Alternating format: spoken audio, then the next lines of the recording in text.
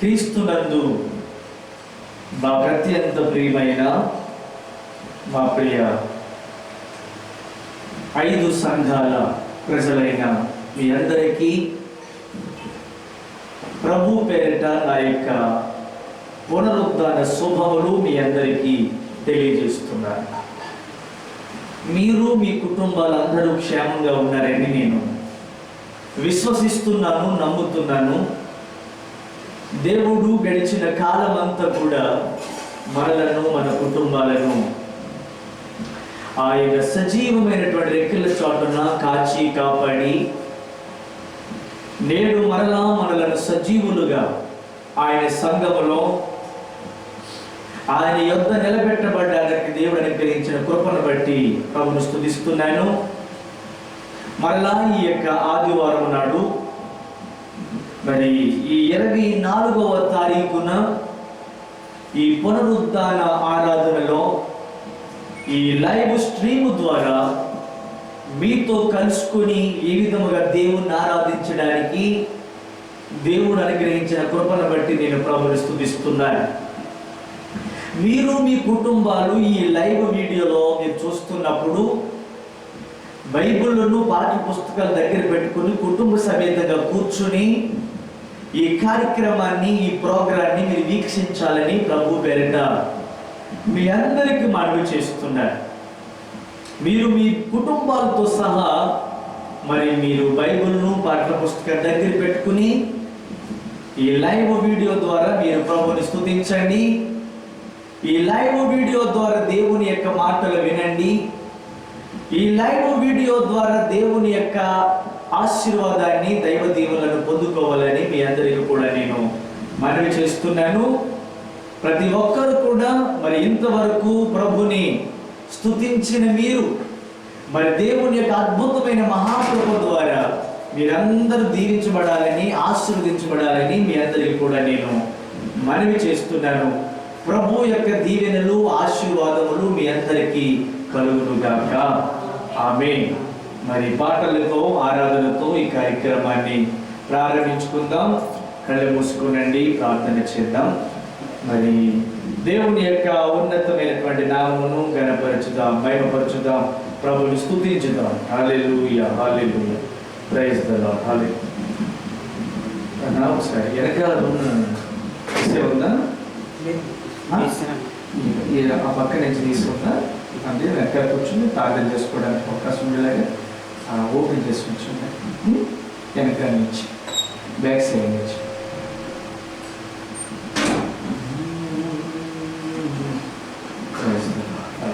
అమ్మ మీరు ఉంటారా?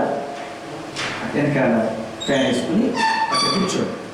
ఎవరైనా వస్తే ఇక్కడ ఉంటారో వాళ్ళకి వెళ్తాము. వెనకాల కూర్చోండి, వెనకాల ఫ్యాన్ వేసి అక్కడ ప్రార్థించండి. వాళ్ళు వెళ్ళిపోతారా? వస్తుందా? Okay, okay. అలాగే స్తోత్రం, స్తోత్రం. హల్లెలూయా, హల్లెలూయా. దేవమా మీకు వందనాలు, స్తోత్రం, స్తోత్రం. హల్లెలూయా, హల్లెలూయా, హల్లెలూయా. ఎవరు వచ్చినా గడ్డ కొంచెం better friend. Praise the lord, hallelujah, స్తోత్రం. ప్రార్థన చేద్దాం. కృప కలిగిన మా తండ్రి, ప్రేమ కలిగిన మా యేసు ప్రభువా, నీ పరిశుద్ధమైన, మీ శ్రేష్టమైన, ఉన్నతమైన వందనాలు. గడిచిన వారము నుండి వారం వరకు నీ సజీవమైన రెక్కల చాటున మమ్మల్ని కాచి కాపాడి మరలా ఈ పునరుద్ధాన దినమునందు నీ నామం ఇలా స్తుతించడానికి, ఘనపరచుటకు మీరు అనుగ్రహించిన కృపను బట్టి మీకు వందనాలు. ఈ దినపు యొక్క ఆరాధనను మేము ప్రారంభిస్తున్నాము. మేము పాటల ద్వారా నీ నామమును మహిమపరచుచూ ఉండగా, ఘనపరచుచూ ఉండగా మా స్తుతులు, స్తోత్రాలు మీరు అంగీకరించి మహిమను పొందండి ప్రభువా. ఇదిగో పాటల ద్వారా, అలాగే వాక్యము ద్వారా మీరే మా అందరితో మీరు మాట్లాడి నీ మెల్లనైనటువంటి నీ స్వరమును మాకు వినిపింపచేయండి. వినగలిగే చెవులను, గ్రహించగలిగేటువంటి జ్ఞానాన్ని మీరు మా అందరికీ దయచేసి ఆత్మలో మమ్మలను బలపరచండి దేవా. ఇదిగో నీ రాకడ కొరకు మమ్మల్ని అందరినీ కూడా సిద్ధపరచమని, నీతో ఎత్తబడే కృపను మీరు మాకు దయచేయమని, నీ సన్నిధిని మాకు అనుగ్రహించమని దేవ. ప్రారంభం నుండి ముగింపు వరకు కూడా మీరు అధ్యక్షులుగా ఉండి మహిమకరముగాను ఆశీర్వాదకరముగా జరిగించి మహిమను పొందమని నజరేయుడైన యేసు పరిశుద్ధ నామమున మా ప్రార్థనలు అడిగి పొందుకుని ఉన్నాము తండ్రి. ఆమేన్.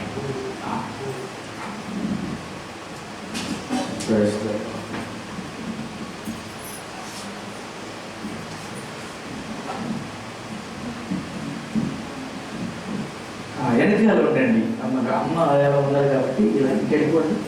వెనకాల కూర్చుంటే బాగుంటుంది. మళ్ళీ ఎవరైనా కొత్తలు వస్తే ఇద్దరు ఉంటారు కదా.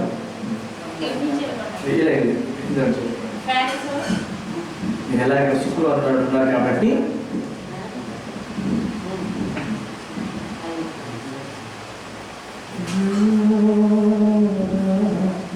ప్రార్థన చేసుకుని మీరు టైం పడుతుంది, మీరు కాసేపు ఉండి వెళ్ళిపోవచ్చు.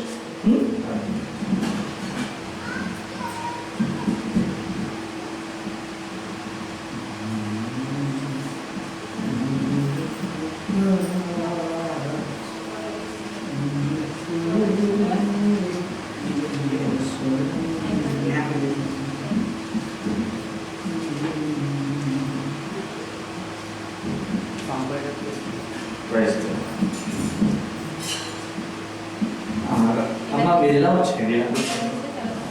ఒక కూర్చోండి, ఒక లేదు కూర్చోండి, లేకపోతే వెనకాలైనా ఆ వెనక చాయ్ తీసి ఆ కూర్చుంటారమ్మ. రాజమ్మ గారు వాడు వెళ్ళి చాయ్ తీసుకుని అలా కూర్చో, ఆ చివరికి కూర్చోండి. ప్రాబ్లం లేదు, చివరికి రండి. కలిసి పాటల ద్వారా దేవుని యొక్క నామాన్ని మనమందరం కూడా మహిమపరచుదాం. ఆ పాటల ద్వారా దేవుని యొక్క ఉన్నతమైనటువంటి నామాన్ని గణపరిచి ప్రభుని మనం స్తుతిద్దాం.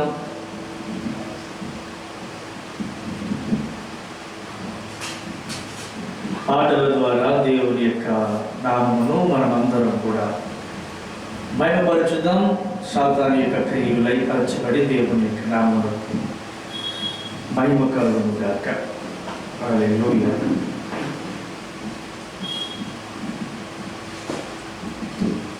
ఈ ఆరాధనలో మొట్టమొదటిగా ఎంత అద్భుతమైన కృప, ఎంతో మధురమైన స్వరం, నా వంటి పాపిని ప్రేమించేను, నా వంటి నీచుని రక్షించేను, కృప కృప కృప అనే పాటను పాడుతూ దేవుని యొక్క నామాన్ని మనమందరం కూడా మహిమపరచున్నాం.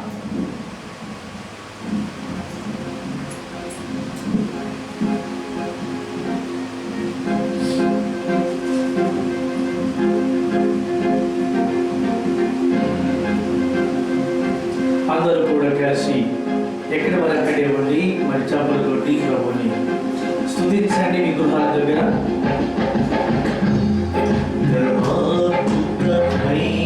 కృపా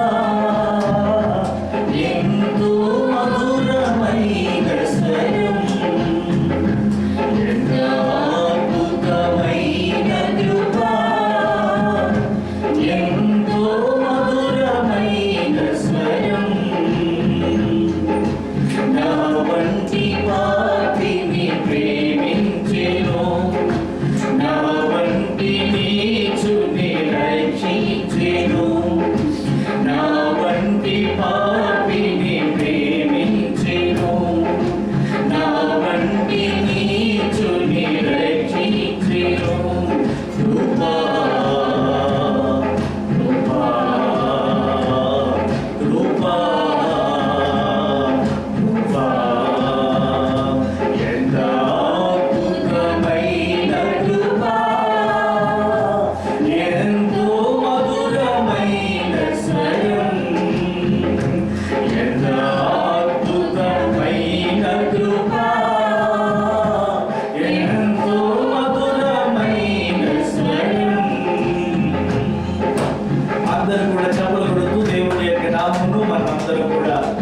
ఉన్న చోటనే ఉన్న స్థలంలో ఉండే దేవుణ్ణి మహిమపరచండి. ప్రభు యొక్క ఉన్నతమైన నామం మనందరూ కలిసి ప్రభుత్వం చేద్దాం. గ్లోరీ, స్తోత్రం, హల్లెలూయా, హల్లెలూయా, స్తోత్రం. నా హృదయమునకు భయమును నేర్పినది కృపయే, నా కలవరములను తొలగించినది కృపయే. నా హృదయమునకు భయమును నేర్పినది కృపయే, నా కలవరములను తొలగించినది కృపయే. కృపా కృపా కృపా కృపా కృపా కృపా, నీ కృపా, నీ కృపా, నీ కృపా, నీ కృపా, ఎంత అద్భుతమైన కృపా, ఎంతో మధురమైన స్వరం, ఎంత అద్భుతమైన కృపా, ఎంతో మధురమైన స్వరం. నీ విశ్వసించిన నాటి నుండి కాపాడినది కృపయే, నిస్సహాయ స్థితిలో బలపరచినది కృపయే. నీ విశ్వసించిన నాటి నుండి కాపాడినది కృపయే, నిస్సహాయ స్థితిలో బలపరచినది కృపయే. కృపా కృపా కృపా కృపా. క్రీస్తునందు మా అత్యంత ప్రియమైన మా ప్రియ 5 సంఘాల ప్రజలైన మీ అందరికీ ప్రభు పేరిట నా యొక్క పునరుద్ధాన శుభములు మీ అందరికీ తెలియజేస్తున్నాను.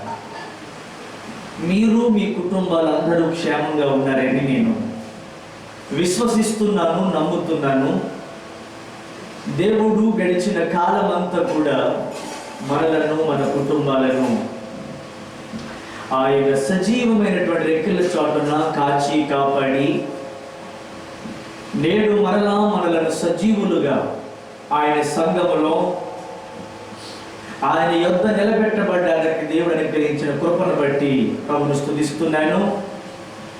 మరలా ఈ యొక్క ఆదివారం నాడు మరి ఈ 24వ తారీఖున ఈ పునరుద్ధాన ఆరాధనలో ఈ లైవ్ స్ట్రీమ్ ద్వారా మీతో కలుసుకొని ఏ విధముగా దేవుణ్ణి ఆరాధించడానికి దేవుడు అనుగ్రహించిన కృపను బట్టి నేను ప్రభువుని స్తుతిస్తున్నాను.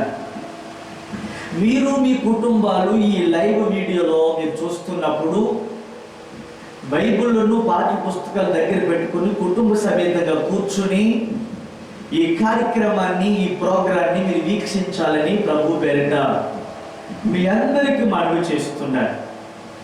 మీరు మీ కుటుంబాలతో సహా మరి మీరు బైబిల్ను పాఠ్య పుస్తకం దగ్గర పెట్టుకుని ఈ లైవ్ వీడియో ద్వారా మీరు ప్రభువుని స్తుతించండి. ఈ లైవ్ వీడియో ద్వారా దేవుని యొక్క మాటలు వినండి. ఈ లైవ్ వీడియో ద్వారా దేవుని యొక్క ఆశీర్వాదాన్ని, దైవ దీవెనలను పొందుకోవాలని మీ అందరికీ కూడా నేను మనవి చేస్తున్నాను.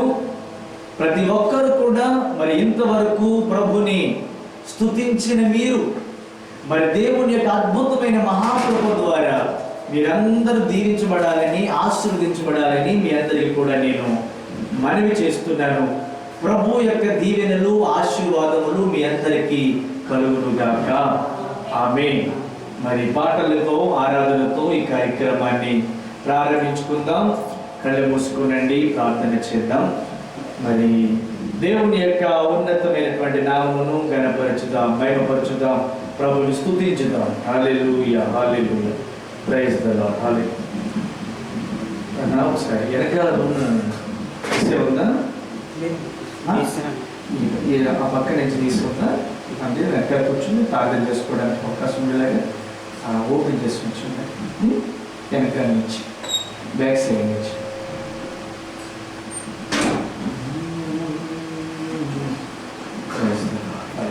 అమ్మ మీరు ఉంటారా? వెనకాల ఫ్యాన్ వేసుకుని అక్కడ కూర్చోండి. ఎవరైనా వస్తే ఇక్కడ ఉంటారో వాళ్ళకి వెళ్తాము. వెనకాల కూర్చోండి, వెనకాల ఫ్యాన్ వేసి అక్కడ ప్రార్థించండి. వాళ్ళు వెళ్ళిపోతారా? వస్తుందా? Okay, okay. స్తోత్రం, స్తోత్రం, హల్లెలూయా, హల్లెలూయా. దేవమా మీకు వందనాలు, స్తోత్రం, స్తోత్రం. హల్లెలూయా, హల్లెలూయా, హల్లెలూయా. ఎవరు వచ్చినా గడ్డి కొంచెం బెటర్. హల్లెలూయా, స్తోత్రం. ప్రార్థన చేద్దాం. కృప కలిగిన మా తండ్రి, ప్రేమ కలిగిన మా యేసు ప్రభువా, నీ పరిశుద్ధమైన మీ శ్రేష్టమైన ఉన్నతమైన నామమునకు వందనాలు. గడిచిన వారము నుండి వారం వరకు నీ సజీవమైన రెక్కల చాటున మమ్మల్ని కాచి కాపాడి మరలా ఈ పునరుద్ధాన దినమునందు నీ నామం ఇలా స్తుతించడానికి, ఘనపరచుటకు మీరు అనుగ్రహించిన కృపను బట్టి మీకు వందనాలు. ఈ దినపు యొక్క ఆరాధనను మేము ప్రారంభిస్తున్నాము. మేము పాటల ద్వారా నీ నామమును మహిమపరచుచూ ఉండగా, ఘనపరచుచూ ఉండగా మా స్తుతులు స్తోత్రాలు మీరు అంగీకరించి మహిమను పొందండి ప్రభువా. ఇదిగో పాటల ద్వారా అలాగే వాక్యము ద్వారా మీరే మా అందరితో మీరు మాట్లాడి నీ మెల్లనైనటువంటి నీ స్వరమును మాకు వినిపింపచేయండి. వినగలిగే చెవులను, గ్రహించగలిగేటువంటి జ్ఞానాన్ని మీరు మా అందరికీ దయచేసి ఆత్మలో మమ్మలను బలపరచండి. దేవా, ఇదిగో నీ రాకడ కొరకు మమ్మల్ని అందరినీ కూడా సిద్ధపరచమని, నీతో ఎత్తబడే కృపను మీరు మాకు దయచేయమని, నీ సన్నిధిని మాకు అనుగ్రహించమని, దేవ ప్రారంభం నుండి ముగింపు వరకు కూడా మీరు అధ్యక్షులుగా ఉండి మహిమకరముగాను ఆశీర్వాదకరముగా జరిగించి మహిమను పొందమని నజరేయుడైన యేసు పరిశుద్ధ నామమున మా ప్రార్థనలు అడిగి పొందుకుని ఉన్నాము తండ్రి, ఆమేన్. ఈ ఆరాధనలో మొట్టమొదటిగా ఎంత అద్భుతమైన కృప, ఎంతో మధురమైన స్వరం. నా వంటి పాపిని ప్రేమించేను, నా వంటి నీచుని రక్షించేను, కృప కృప కృప అనే పాటలు పాడుతూ దేవుని యొక్క నామాన్ని మనమందరం కూడా మహిమపరచున్నాం.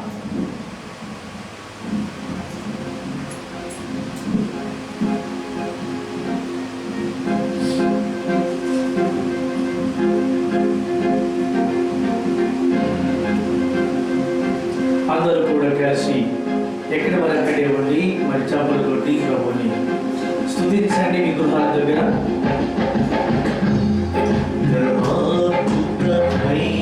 కృపా ఎంతో మధురమైన స్వరం, ఎంత అద్భుతమైన కృపా, ఎంతో మధురమైన స్వరం. నా వంటి పాపిని ప్రేమించెను,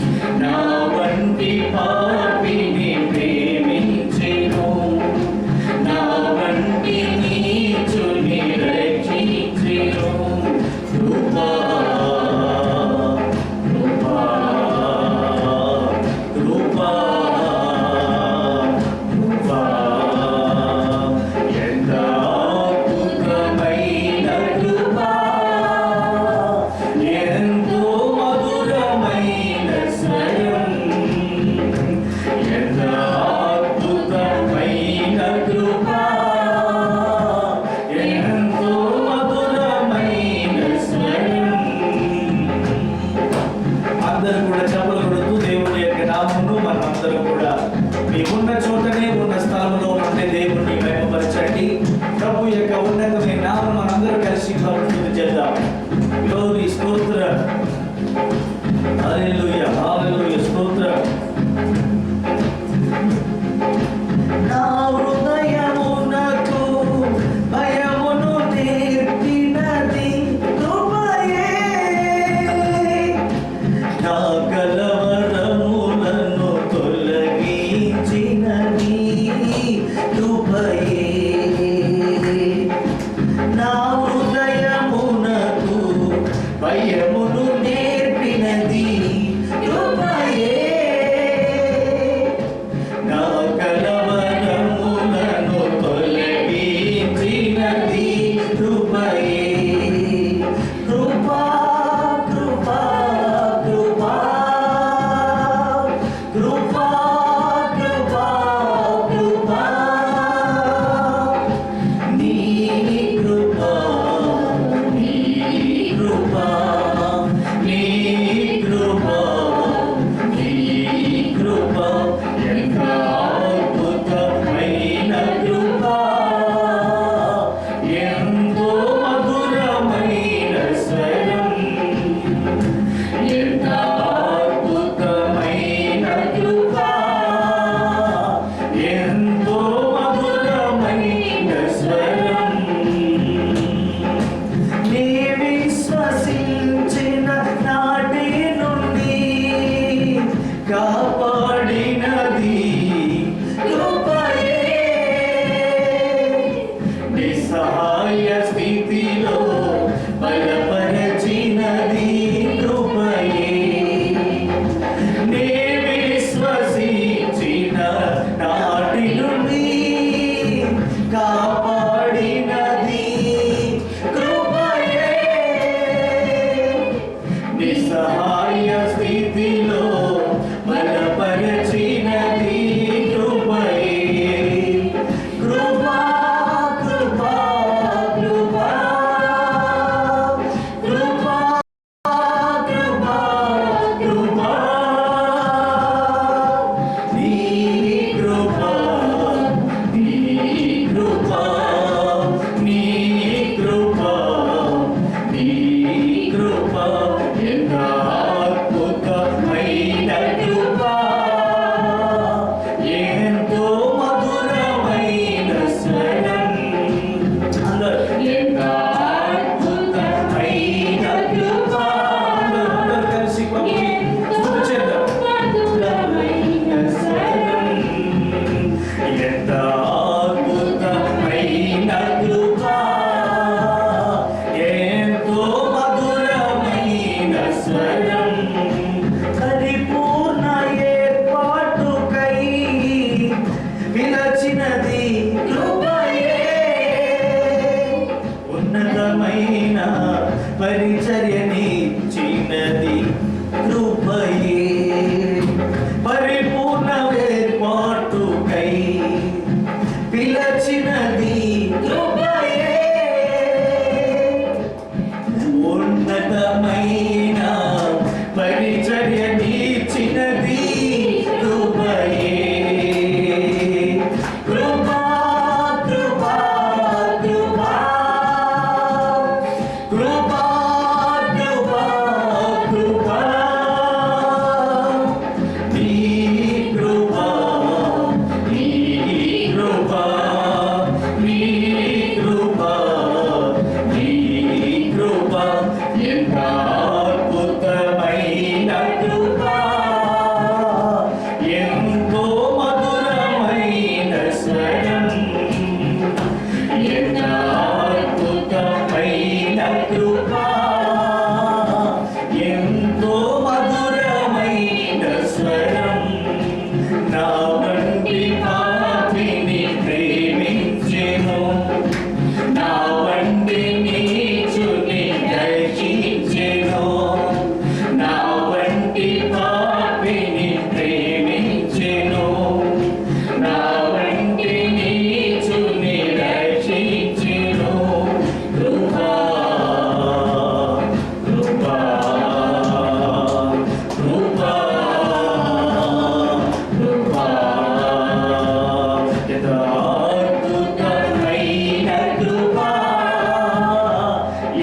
ఎంతో మధురమైన స్వరం, ఎంత అద్భుతమైన కృప,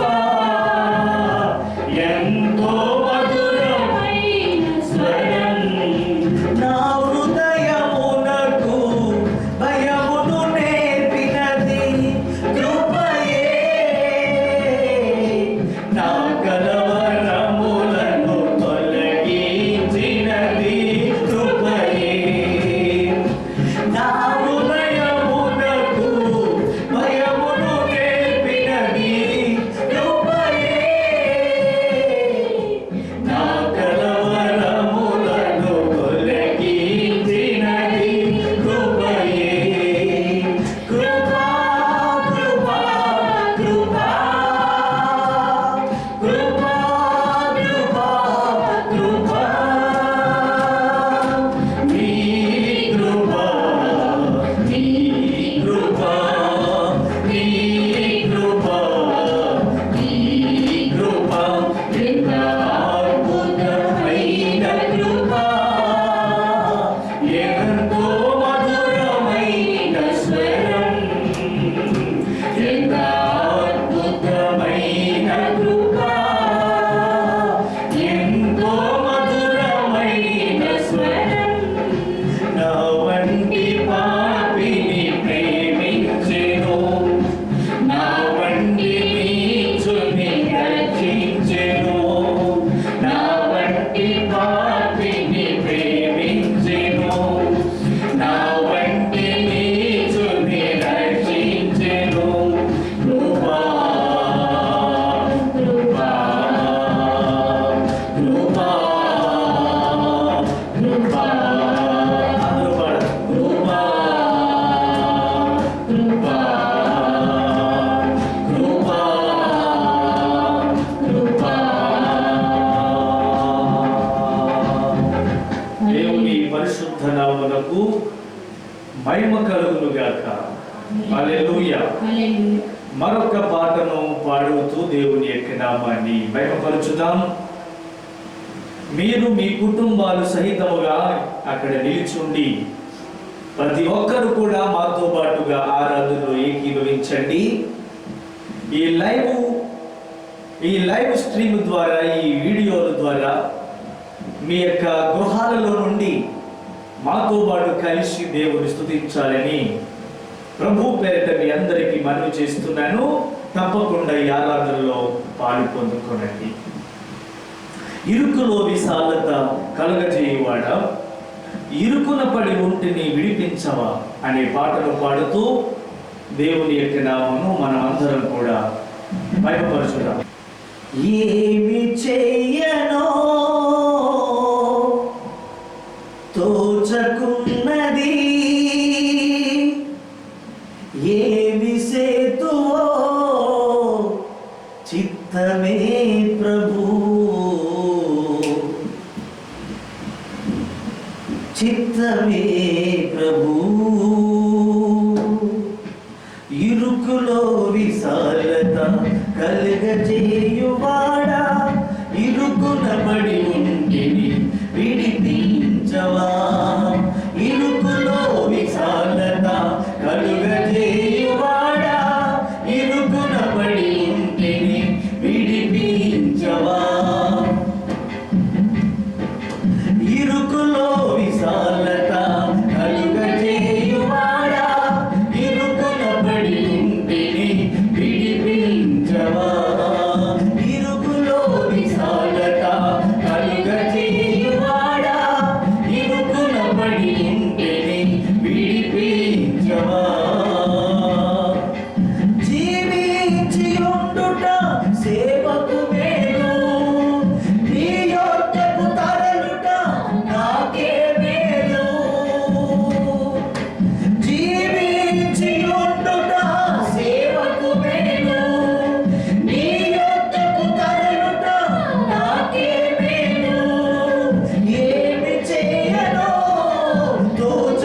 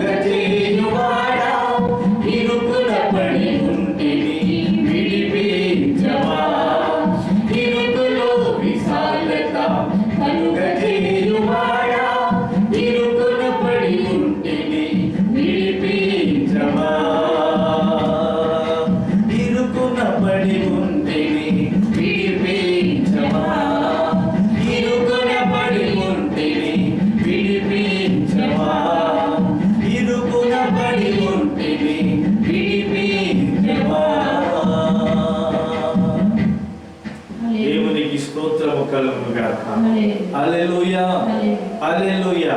దేవునికి మహిమ కలుగును గాక. Praise the Lord. ఇంతవరకు మనము పాటల ద్వారా దేవుని యొక్క నామాన్ని మహిమపరచాము. మనము కీర్తనలు చదువుకుందాము. మరి 88వ కీర్తన, 88వ కీర్తన మనము చదువుకుందాం. మరి దైవ సేవకురాలు చదువుతారు, మనం వారితో పాటు ఈ కీర్తనలు ధ్యానించడం.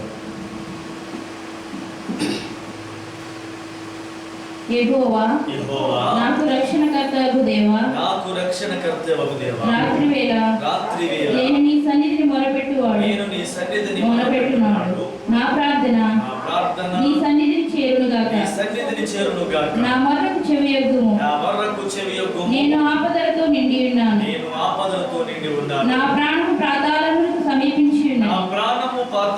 సమీపించి ఉన్నది. సమాధిలోనికి దిగువారిలో నేనొకనిగా ఎంచబడితిని. నేను త్రాణలేని వారి వలె అయితిని. చచ్చిన వారిలో విడువబడిన వాడినైతిని. నేను సమాధిలో పడి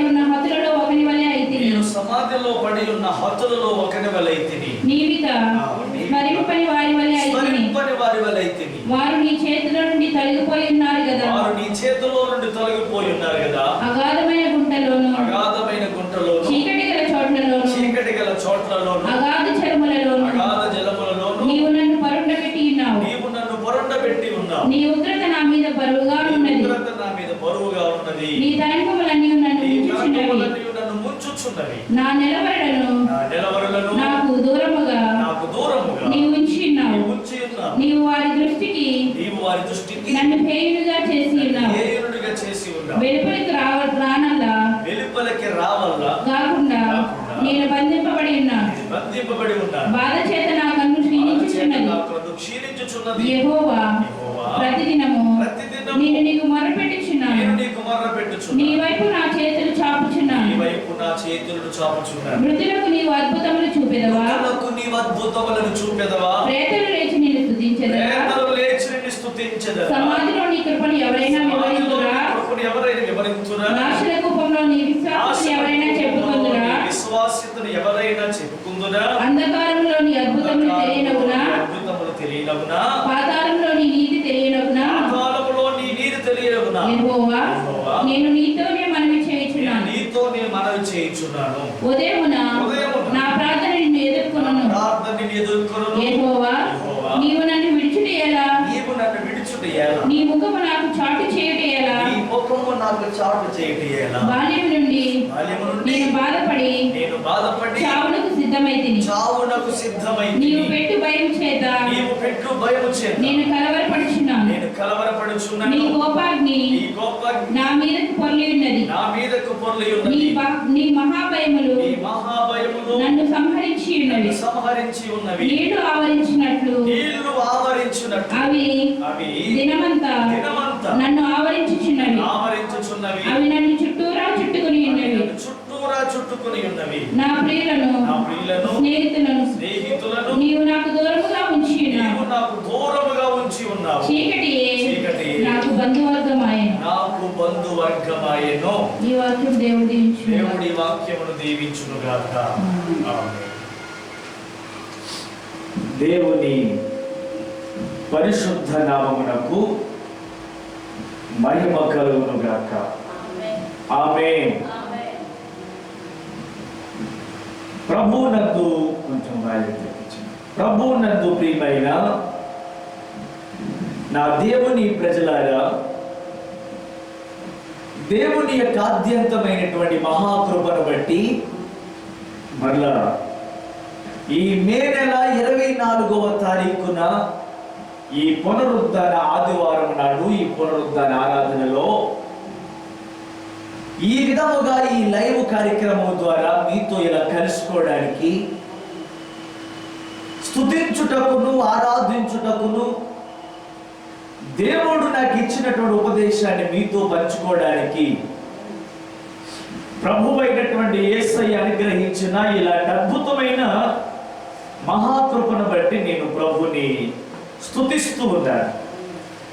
దేవుని యొక్క నామమునకి మహిమ కలుగును గాక. ఆమేన్. దేవునికి స్తోత్ర. హల్లెలూయా. రండి, ఈ దినాన్ని ఒక ప్రత్యేకమైన ఉపదేశాన్ని మీ మధ్యకు తీసుకొని వచ్చాను. మీరందరూ చక్కగా ఈ ఉపదేశాన్ని వినండి.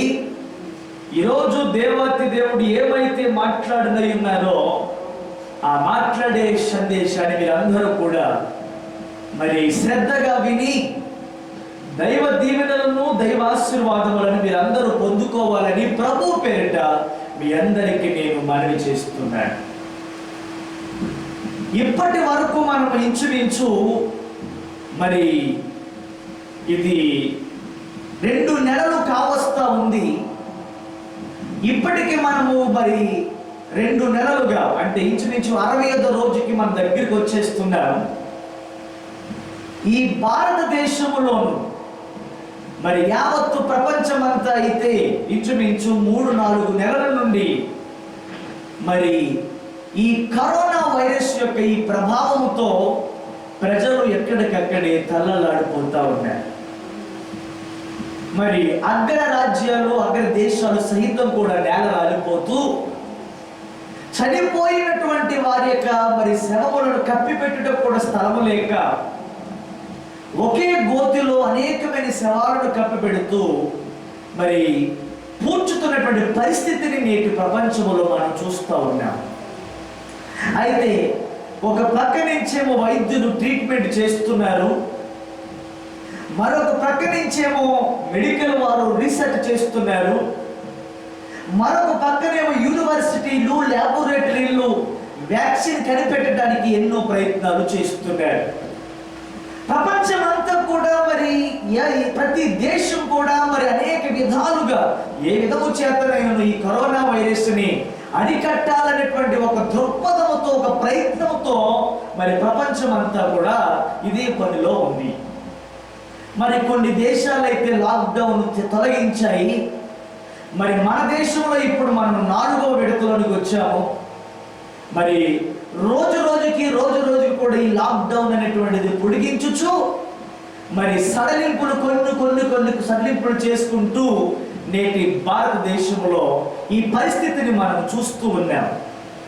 ప్రియమైనటువంటి దేవుని యొక్క బిడ్డలారా, అయితే ఇప్పుడే కొంచెంగా ప్రజలు మరి ఈ యొక్క సడలింపులోనికి వస్తూ ఉన్నారు. మరి ఈ యొక్క కరోనా వైరస్ యొక్క ప్రభావం నుండి ఏ విధము చేతనైనా రక్షింపబడటానికి ప్రపంచ దేశాలు శతకోటి ప్రయత్నాలు, ప్రపంచ దేశాలు అనేక విధాలుగా అనేకమైన ప్రయత్నాలు చేస్తున్నారు అన్న విషయాన్ని నేను మీకు జ్ఞాపకము చేస్తున్నాను. అయితే మరి రేపో మాపో ఆలస్యమైన మరి లాక్డౌన్ తీసివేయక తప్పదు, ఎత్తివేయాలి. మరి ఇప్పటికే కొన్ని మరి కార్యకలాపాలకు ప్రభుత్వం సడలింపులు కలిగించింది.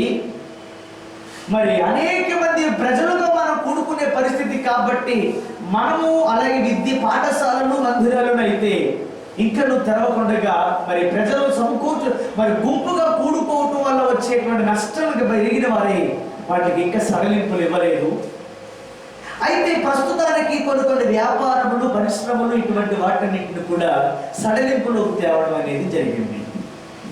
అయితే మరి ఏదో ఒక రోజున ఇదిగో ఈ నెలాఖరు వరకు ఈ యొక్క లాక్డౌన్ పొడిగించారు, పోనీ ఇంకొక వారం ఆలస్యమైన ఎప్పటికైనా ఈ లాక్డౌన్ ఎత్తివేయాలి, ఖచ్చితంగా తీయబడుతుంది.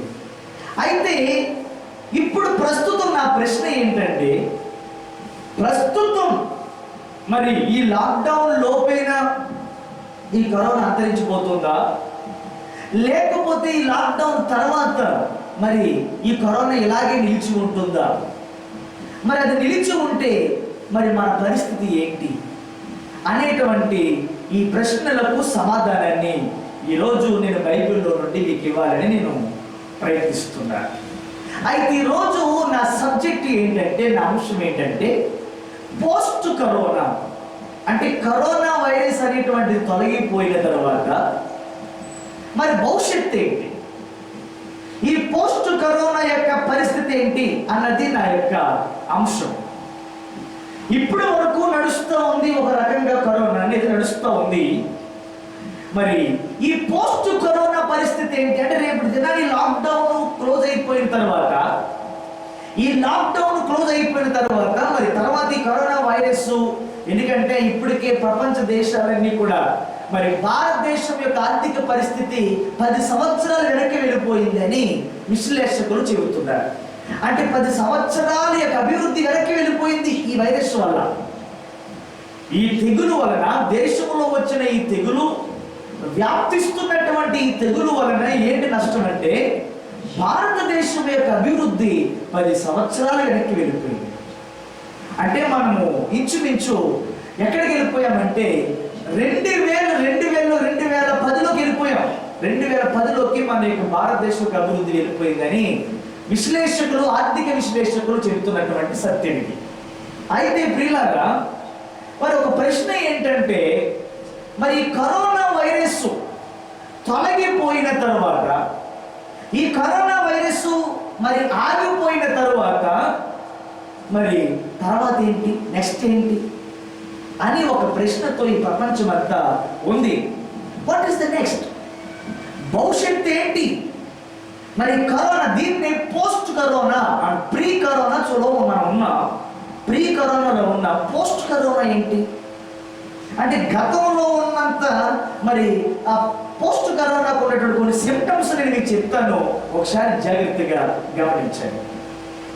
ఏంటంటే, ఇప్పుడు ఒకవేళ ఈ లాక్డౌన్ ఎత్తివేయబడి అందరూ అన్ని యథావిధిగా కొనసాగుతున్నా, మనుషుల్లో ఉండిపోయే కొన్ని భయాల గురించి ఈరోజు మీకు చెప్తాను. అందులో మొదటిది ఏంటంటే, గతంలో ఉన్నంత ఫ్రీడమ్, అంటే గతంలో ఉన్నంత స్వతంత్రంగా భవిష్యత్తులో మనం ఉండలేము. ఇది మొదటి. చూడండి, కలిసి మెలిసి కౌగులించుకుంటూ ఎంతో హ్యాపీగా జాలీగా ఉండేవాళ్ళు. కానీ ఈ ఒకవేళ ఈ కరోనా వైరస్ వ్యాప్తి తగ్గినా భవిష్యత్తులో మనము ఇలా కలిసి మెలిసి ఉండాలంటేనే భయపడే రోజుల్లో మనం వెళ్ళబోతున్నాం. భయపడతాం అంటే ఫ్రీడమ్ పోయింది, స్వేచ్ఛ పోయింది. అందరూ కలిసి మెలిసి హాయిగా కౌగలించుకుంటూ చక్కగా దగ్గరగా కలిసి ఉండేటువంటి ఆ స్వేచ్ఛను మనము కోల్పోయాం. అంటే ఎవరినైనా కలవాలంటే భయం. ఏదైనా సెలవు వస్తే చాలు, ఏదైనా ఖాళీ టైం దొరికితే చాలు ప్రయాణాలు పెట్టేసుకునే వాళ్ళు ఊరికనే వాళ్ళ దగ్గరికి వెళ్ళాలి, కూతురింటికి వెళ్ళాలి, కొడుకింటికి వెళ్ళాలి, లేకపోతే మా అక్కింటికి వెళ్ళాలి, చెల్లింటికి వెళ్ళాలని, అమ్మ నాన్న ఇంటికి వెళ్ళాలని ఇలా ప్రయత్నం చేసేవారు. ఇప్పుడు ఊరికి వెళ్ళాలంటేనే భయం. కౌగిలించి ఎవరినైనా కలవాలంటే భయము, ఏదైనా ఊరు వెళ్ళాలంటే భయము. అలాగే మరి ఎవరైనా రోగై ఉండి హాస్పిటల్లో ఉన్నారు అంటే వెంటనే వెళ్ళి పలకరించి పరామర్శించేటువంటి అలవాటు మనకు ఉంది. కానీ ఇక రాబోతున్న దినాల్లో ఎవరైనా ఒక ఆయన పేషెంట్కి హాస్పిటల్లో ఉన్నాడంటే హాస్పిటల్కి వెళ్దామంటే భయం. వాళ్ళు వెళ్ళి పలకరించి వద్దామన్నా కూడా ఏమో ఎక్కడుందో ఏంటో ఈ కరోనా, ఎక్కడ అంటుకుంటుందో ఏంటో ఈ తెగులు అని భయపడేటువంటి రోజుల్లో మనము ఉన్నాము. మాట్లాడితే షాపింగ్కి వెళ్ళిపోయేవాళ్ళు, ఎవరు పడితే వారు ఖాళీగా ఉంటే షాపింగ్లో తిరుగుతూ ఉండేవారు. ఇప్పుడు షాపింగ్కి వెళ్ళాలంటే భయం. ఎందుకంటే అక్కడ ఎవరు తగులుతాడో ఏంటో, మనం ఎవరు ముట్టుకుంటామో ఏంటో, ఎవరు మనకు అడ్డు పెడితే ఎవరు మనకి తాగుతాడో అని చెప్పి షాపింగ్కి వెళ్ళాలంటే ఇప్పుడు మనకి ఏంటది, భయం కలుగుతూ ఉంది. అయితే ఈ భయము ప్రతి మానవుణ్ణి కలవరిస్తుంది. ఇలాంటి భయం అనేటువంటిది ప్రపంచంలో ఉన్నటువంటి అన్ని దేశాలలోనూ, ప్రతి వ్యక్తిలోనూ, ప్రతి కుటుంబంలో కూడా ఈ భయం ఏం చేస్తుందంటే ప్రతి మానవుడిని కూడా కలవరిస్తుంది అన్నమాట. ప్రతి మానవుడిని కూడా కలవరిస్తుంది. అయితే ప్రతి మానవుడు కూడా ఈ ప్రపంచంలో ఏం కలిగి ఉన్నాడు అంటే భయం, భయం, భయం. ప్రపంచం అంతా కూడా భయాన్ని కలిగి ఉన్నారు. భయం లేనటువంటి వ్యక్తులు ఎవ్వరు లేరు. ప్రాముఖ్యంగా కొన్ని భయాలు ఈ ప్రపంచంలో ఉన్నాయి. ఈ ప్రపంచంలో ఇప్పుడు ప్రస్తుతం ఫ్యూచర్లో మనం చూసేటువంటి భయాలు ఏంటంటే, మొదటి భయం fear of death. Fear of death అంటే ఇప్పుడు దీని వలన కలిగేటువంటి భయం ఏంటంటే చచ్చిపోతామేమో అన్న భయం. ఇప్పుడు కరోనా వల్ల ఎవరు చావరు అంటే మనకి ఇంత భయం ఉంటుంది కదా. కరోనా వల్ల చనిపోతారు, ఎంతో మంది పిట్టల్లో రాలిపోతున్నారని చెప్పటం వల్లే కదా మనం ఇంత భయపడుతున్నాం. అసలు దాని వలన ఏ విధమైనటువంటి మరణం లేదండి అని చెప్తే మనం ఎవరు భయపడరు కదా.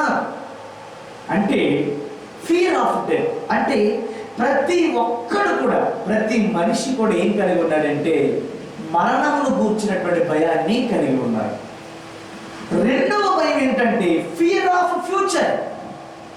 మరి రేపు నా భవిష్యత్తు ఏంటి, పలానా కంపెనీ మూసేస్తారంట, పలానా ఆఫీస్ మూసేస్తారంట, పలానా వ్యాపారం నడవట్లేదంట, మరి నా ఉద్యోగం పోతుంది, ఇక్కడ ఆర్థికంగా దేశం వెనకబడిపోయింది కాబట్టి మరి నాకు ఉద్యోగం పోతుందేమో, పలానా కంపెనీలో నాకు ఉద్యోగం పోతుందేమో అని ఒక భయం, ఫియర్ ఆఫ్ ఫ్యూచర్ రెండవది.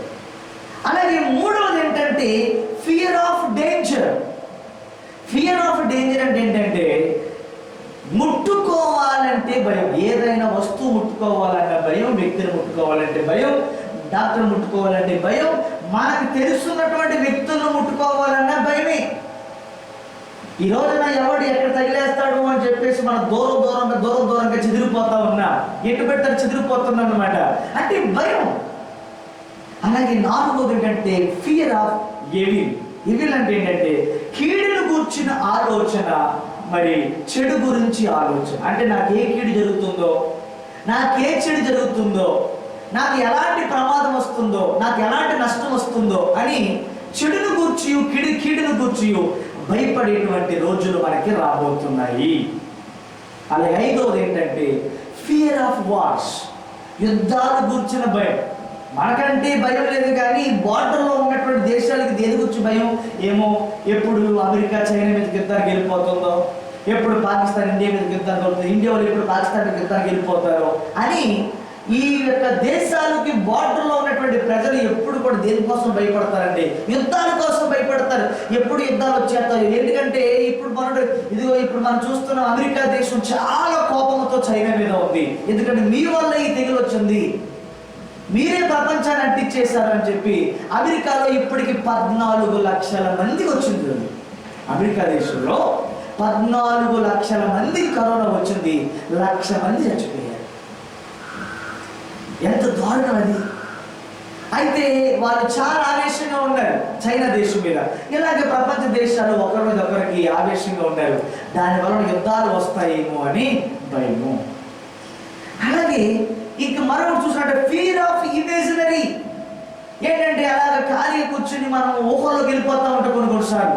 ఏమో ఎలా బతకాలో ఏంటో, మరి ఏ విధంగా మన ఫ్యూచర్ ఎలా ఉంటుందో ఏంటో, భవిష్యత్తులో మన పరిస్థితి ఏంటి, మనం ఏమైనా బతకాలమా, పని చూస్తే ఇక్కడ ఏమీ లేవు, డబ్బులు చూసి సంపాదించలేకపోయాం, మన దగ్గర ఏమి వెనక ఉంది ఏమీ లేదు, భవిష్యత్తులో ఏం జరుగుతుందో ఏంటో అని మనందరికీ కూడా భవిష్యత్తును కూర్చున్నటువంటి భయం అన్నమాట. దేవునికి స్తోత్రం కలుగును గాక. హల్లెలూయా. ప్రియమైనటువంటి దేవుని యొక్క బిడ్డలారా, అయితే మరి దీన్ని ఎలా మనం అధిగమించాలి? ఎందుకంటే మరి ఈ యొక్క భయాన్ని బట్టి మనం చూస్తున్నటువంటి ఈ యొక్క పరిస్థితి ఏంటంటే ద అవుట్కమ్ ఆఫ్ ఫియర్. ఈ భయం యొక్క ఫలితం ఏంటంటే మరణం. ఈ భయానికి కారణం ఏంటంటే మరణము. ఈ భయం ఎందుకు కలుగుతుంది ప్రపంచం అంతటికి అంటే మరణమును కూర్చున్నటువంటి భయం. జాయ్. ఈ మధ్యకాలంలో చూసిన ఒక వ్యక్తి, జాయ్ అనే వ్యక్తి ప్రపంచంలోనే చాలా బిజినెస్ మ్యాగ్నెట్యూడ్ అయిన, మరి బిజినెస్ మ్యాగ్నెట్, చాలా ఉన్నతమైనటువంటి వ్యాపారవేత్త, సూసైడ్ చేసుకుని ఆత్మహత్య చేసుకుని చచ్చిపోయాడు. ఆత్మహత్య చేసుకుని చనిపోయినట్లుగా మనం వాస్తవాలు ఈ మధ్యకాలంలో మనం చూసాం. ఎందుకంటే చనిపోతామనే భయం అందరినీ పట్టి పీడిస్తుంది. నేటి ప్రపంచంలో ప్రతి ఒక్కరిని కూడా వేధిస్తూ బాధిస్తున్నటువంటి మాట ఏంటంటే చనిపోతానేమో అని భయం. ఏది చెయ్యాలన్నా భయం కలిగి ఉన్నారు. కానీ ఇక్కడ గమనించవలసింది ఏంటంటే ఇన్ని రకాల భయాలలో మానవుడు ఏం మర్చిపోతున్నాడంటే ఒక ఫియర్ ఆఫ్ గాడ్ ఎసెన్షియల్, అది మిస్ అయిపోతారు. మనము ఇన్ని విధాలుగా భయపడుతున్నటువంటి మనం కంటికి కనిపించని కరోనాకి ఈ రోజున ప్రపంచం అంతా భయపడిపోతుంది. ఏమండి, ప్రపంచంలో ఉన్నటువంటి ప్రతి దానికి కూడా మనము భయపడే స్థితిలో ఉన్నాము. ప్రపంచంలో ఉన్న ప్రతి దానికి భయపడేటువంటి మనము ఒక్కదాని మిస్ అయిపోతున్నాము. అదే ఈరోజు నేను చెప్పాలనుకున్న విషయం. ఏంటి అదంటే, దేవుడికి భయపడాలనేటువంటి ప్రాముఖ్యమైన విషయాన్ని మానవుడు మర్చిపోయాడు. ఈ మరణ భయంలో పడిపోయి, ఈ కరోనా భయంలో పడిపోయి, ఈ అప్పుల భయంలో భయపడిపోయి, ఈ తెగుళ్ళ భయంలో పడిపోయి, ఈ సమస్యల భయంలో పడిపోయి వీడు ఎంతకి దేని మర్చిపోయాడంటే దేవుడికి భయపడవలసినటువంటి భయాన్ని మర్చిపోయాడు. ఈ రోజున మనిషి తెగులుకి భయపడుతున్నాడు, యుద్ధానికి భయపడుతున్నాడు, రోగానికి భయపడుతున్నాడు, అప్పులకు భయపడుతున్నాడు, మనుషులకు భయపడుతున్నాడు, కులానికి భయపడుతున్నాడు, అధికారానికి భయపడుతున్నాడు. కానీ మనిషి అతి ప్రాముఖ్యమైనటువంటి భయాన్ని మర్చిపోయాడు. ఏంటి భయం అంటే దేవుని పట్ల భయం. మనం ఏది మర్చిపోయాము? దేవుని పట్ల ఉండవలసినటువంటి భయాన్ని మనం అందరూ ఏం చేసామట? మర్చిపోయాము. దేవుని నామమునకు స్తోత్రము కలుగును గాక. హల్లెలూయా. ప్రియమైనటువంటి దేవుని యొక్క బిడ్డలారా, అయితే ఈ భయానికి మూలం ఏంటి? అసలు ఈ భయం అనేటువంటిది ఎక్కడ ప్రారంభించబడింది? ఈ భయానికి మూలం ఏంటి? ఇది మీరు గమనించాలి. భయానికి మూలం ఏంటి? ఈ భయం అన్నది ఎక్కడ ప్రారంభించబడింది? ఉదాహరణ చెప్తాను. అసలు భయం అనేది మనిషిలో ఎప్పుడు ప్రారంభమైందంటే, దేవుడు ఏదేను అనే తోటలో ఆదాము అవ్వని చేశాడు. దేవుడు ఆదామును అవ్వని చేశాడు. అయితే దేవుడి చేత చేయబడినటువంటి ఈ ఆదాము అవ్వలు ఆ ఏదేను తోటలో మధ్యలో ఉన్నటువంటి ఒక చెట్టు పండును దేవుడు తినొద్దు అని చెప్పాడు. మీరు తినుదినమున నిశ్చయముగా చచ్చెదరు గనుక ఆ చెట్టు పండు తినొద్దు అని దేవుడు చెప్పాడు. అయితే అలాగే అని మాట విన్నటువంటి ఆదాము అవ్వలు మరి సాతాను చేత, అపవాది యొక్క మోసపు మాటల చేత, సాతానుగాడి యొక్క అబద్ధపు మాటలను వారు లొంగిపోయి, ఆ మాటలకు, ఆ జీవపు డంభములకు వారు లొంగిపోయి ఏం చేశారంటే దేవుడు చెయ్యొద్దన్న పని చేశారు. ఏంటి పని అంటే తినొద్దన్న పండుని తినడం, తినవద్దన్న పండుని తినడమే, చేయొద్దన్న పని చేయటం. అయితే ఎప్పుడైతే వీళ్ళు చేశారో దాని దేవుడి దృష్టిలో అది ఎలాగైందంటే అది డిసోబీడియన్స్ అయ్యింది. అంటే అవిధేయత. ఏమైందంటే అవిధేయత. అంటే దేవుడు చెయ్యొద్దన్న పని చేయడాన్ని ఏమంటారు? ఆజ్ఞను అతిక్రమించటం అంటారు. అంటే ఆజ్ఞను అతిక్రమించటం వలన, దేవుడు చెయ్యొద్దన్న పని చేయటం వలన ఇప్పుడు ఏం ప్రారంభమైందంటే వాళ్ళకి అసలు భయం అంటే ఎరగని ఈ ఆదాము అవ్వల్లో ఏం స్టార్ట్ అయిందంటే భయం స్టార్ట్ అయింది. ఆదికాండం 3వ అధ్యాయము 9వ వచనం 10వ వచనం చదివితే, ఆదికాండం 3వ అధ్యాయము 9, 10 వచనాలు మనం చదివినట్లయితే, దేవుడైన యెహోవా ఆదామును పిలిచి నీవు ఎక్కడ ఉన్నావనెను. అందుకతడు, నేను తోటలో నీ స్వరమును వినినప్పుడు దిగంబరిగా ఉంటుంది కనుక భయపడి దాక్కుంటుంది. అప్పటి వరకు అతనికి భయం అంటే ఏంటో తెలియదు. ఎప్పుడైతే మానవుడు దేవుని యొక్క ఆజ్ఞను అతిక్రమించి పాపము చేశాడో, ఆ చేసిన పాపం వలన వాళ్ళకి ఏం స్టార్ట్ అయిందంటే భయం అనేది స్టార్ట్ అయింది. The fear started with the disobedience of God command. దేవుని యొక్క ఆజ్ఞను అతిక్రమించడం వలన ఏం స్టార్ట్ అయిందంటే భయము స్టార్ట్. పాపము ద్వారా వారికి ఏమొచ్చింది? భయము ప్రారంభించబడింది. అందుచేత ఎప్పుడైతే మనము పాపమును చేస్తూ ఉంటామో అప్పుడు మనం ధైర్యంగా జీవించలేము, మనం ధైర్యంగా బతకలేము. మన బ్రతుకు, మన చేస్తున్న ప్రతి పని కూడా భయంగా మనం ఉంటుంది అనమాట. దేవుని నామానికి స్తోత్రం చెప్పండి. అదే అక్కడ ప్రారంభించబడినటువంటి ఈ యొక్క మరి మానవులలో ప్రారంభించబడినటువంటి ఈ యొక్క భయం ఎక్కడి వరకు తీసుకొచ్చిందంటే ఈ పాపం వలన వాళ్ళకి భయం వచ్చింది. ఆ పాపం యొక్క పరిపక్వత ఎలా దారితీస్తుందంటే మరి సొంత కొడుకులే, వాళ్ళిద్దరికి పుట్టినటువంటి కొడుకుల్లో అన్నదమ్ముల్లో ఇద్దరు కూడా సొంత అన్నదమ్ముల కొడుకులు చంపిపోయేటువంటి స్థితికి వచ్చేసారు. అంటే మరి సొంత అన్నగారే సొంత తమ్ముడిని చంపేశాడు. ఎందుకని? తల్లిదండ్రులు చేసిన ఆ పాపం యొక్క పరిపక్వత కొడుకుల్లో వాళ్ళు చూడవలసి వచ్చింది. కొడుకుల్లో చూస్తారు దాని యొక్క ఫలితాన్ని. ప్రియమైనటువంటి దేవుని యొక్క బిడ్డలారా, అప్పుడే దేవుడు కయీనుని శపించినట్లుగా మనం చూస్తాం. ఆదికాండం 3వ అధ్యాయం 4వ అధ్యాయం 13, 14 వచనాన్ని చూస్తే అక్కడ దేవుడు కయీనును శపించాడు. దేవుడు కయీనుని శపించినట్లుగా మనం చూస్తాం. అంటే sin leads to fear, fear leads to death. పాపం మనిషిని భయానికి నడిపిస్తుంది, భయం మనిషిని మరణానికి నడిపిస్తుంది. అందుకే రోమీయులకు రాసినటువంటి పత్రిక 5వ అధ్యాయము 12వ వచనంలో బైబిల్ ఏం చెప్తుందంటే, రోమ పత్రిక 5వ అధ్యాయము 12వ వచనంలో మనం చూసినట్లయితే, ఇట్లుండగా ఒక మనుష్యుని ద్వారా పాపమును ద్వారా మరణమును లోకములో ఎలాగు ప్రవేశించెనో అలాగుననే మనుషులందరూ పాపము చేసినందున మరణము అందరికీ సంప్రాప్తమయ్యేది. ఒక మనుషుని ద్వారా పాపము ద్వారా మరణమును లోకములోనికి ఎలాగ ప్రవేశించును. అప్పటి వరకు అసలు మరణం అంటే తెలీదు. వారు ఒకే ఒక మనుషుని ద్వారా ఈ లోకములోకి ఏమొచ్చింది? పాపం వచ్చింది. ఆ మనిషి ఎవరు?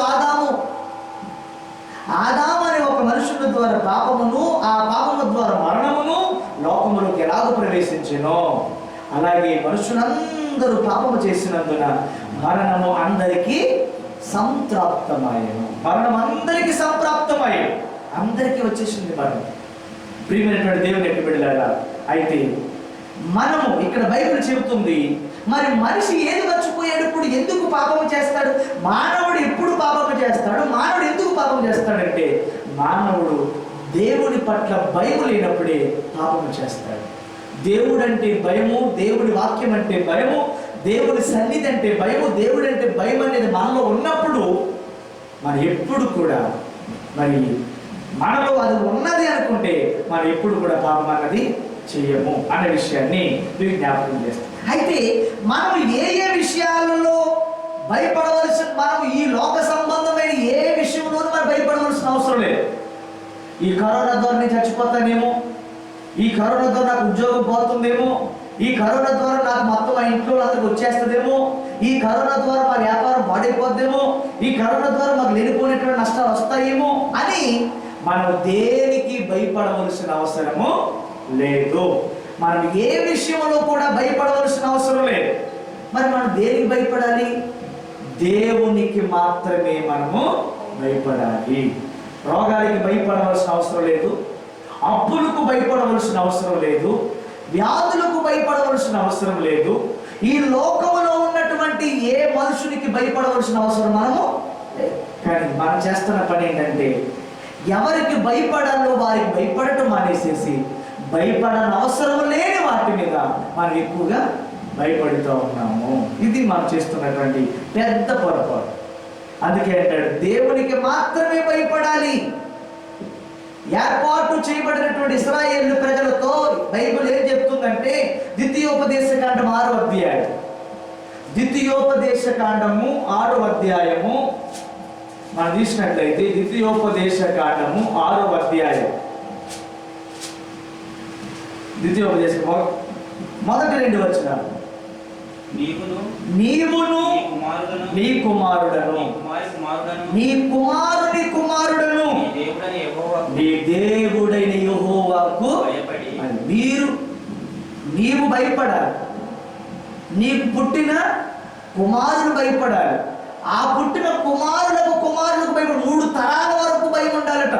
ఒక మనిషి జీవితంలో ఎన్ని తరాల వరకు దేవుని భయం ఉండాలి? 3 తరాలు. నా తండ్రి గారి తరంలో ఉన్న భయము నాకు ఉండాలి. నా తరంలో ఉన్నటువంటి భయం తర్వాత నా బిడ్డలకు ఉండాలి. 3 తరాలు భయం ఉండాలి. మీరు నీ దేవుడిని యెహోవాకు భయపడి నేను నీకు ఆజ్ఞాపించు ఆయన కట్టడలన్నీ ఆజ్ఞలన్నీ నీ జీవిత దినములన్నిటను గైకొనుచు నీవు దీర్ఘాయుష్మంతుడు అగునట్లు. దేవుని స్తోత్రం చెప్పండి. ఇంతకీ మనం ఎవరికి భయపడాలంటారు తల్లులు? మనం భయపడవలసింది కరోనా కాదు, మనం భయపడవలసింది రోగాలకు కాదు, మనం భయపడవలసింది ఏ కోట దగ్గర ఎవరి ద్వారా అడ్డుపోద్దని కాదు, మనం భయపడవలసింది షాపింగ్ మాల్లో ఎవరి ద్వారా అలాగని లెక్క లేకుండా మూర్ఖంగా ఉండమని చెప్పట్లేదు. నేను జాగ్రత్తగా ఉండడం మంచిదే. కానీ నీవు వాడిని చూసి వీడిని చూసి భయపడటం వల్ల మనకి ఒరిగేది ఏమీ లేదు. దేవుని స్తోత్రం చెప్పండి. హల్లెలూయా. ప్రియమైనటువంటి దేవుని యొక్క బిడ్డలారా, మీరు భయపడాలి. అయితే ఏమంటున్నాడు ఆయన, మనము ఈ లోకములో ఉన్న వాటికి భయపడుతున్నాం కానీ లోకాన్ని కలగజేసినటువంటి దేవునికి మనం భయపడలేకపోతున్నాము. స్తోత్రం చెప్పండి. ఒకటి మాత్రం నేను మీకు చెప్పాలనుకుంటున్నాను, ఎవడైతే దేవునికి భయపడతాడో వాడు దేనికి భయపడవలసిన అవసరము, ఎవడైతే దేవునికి భయపడడో వాడు అన్నిటికీ భయపడాలి. అర్థమైందని చెప్పిన మాట. దేవునికి భయపడేవాడు దేనికి భయపడడు, కానీ దేవుడికి భయపడిన వాడు అన్నిటికీ భయపడాలి. అమ్మో రోగం వచ్చింది చచ్చిపోతానేమని భయం, అప్పుడు పెరిగిపోతున్నాయి తీర్చలేనేమని భయం, తన తెగులు వచ్చిందంట నాకు వచ్చేదేమని భయం. అంటే దేవునికి భయపడిన వాడు అన్నిటికీ భయపడేటువంటి పరిస్థితి వస్తుంది. అందుకని ప్రియమైనటువంటి దేవుని యొక్క బిడ్డలారా, మరి విశ్వాసులము దేవుని పిల్లలమని చెప్పుకునేటువంటి మనలో దేవుని భయం తప్ప అన్ని భయాలు మనలోనే ఉన్నాయి. విచిత్రం ఏంటంటే దేవుని భయం తప్ప అన్ని భయాలు మనలోనే ఉంటాయి. బీపీ ఉంటే బీపీ పెరిగిపోతేమని భయం, షుగర్ వచ్చిందంటే షుగర్ పెరిగిపోతేమని భయం. విచిత్రం ఏంటంటే మన హృదయం మన మనసంతా రకరకాల భయాలతో నిండిపోయి ఇంతకీ ఏం మిస్ అయిపోయింది, ఎవరి దగ్గర భయంగా ఉండాలో ఆ భయం మిస్ అయిపోయింది. ఎందుకంటే ఖాళీ లేదు మన దగ్గర. ఈ భయాలన్నిటితో నిండిపోవటం వల్ల అసలైన సిసలైన దేవుని భయానికి ఖాళీ లేకుండా అయిపోయాం మనం. ఇక చోటే లేదు మన హృదయంలో. ఎందుకంటే ఈ లోకంలో ఉన్న భయాలన్నీ మన నెత్తి మీద ఉన్నాయి, వీటి మీద మనం భయపడిపోతా ఉన్నాం. వేరే స్తోత్రం కలుగును కదా.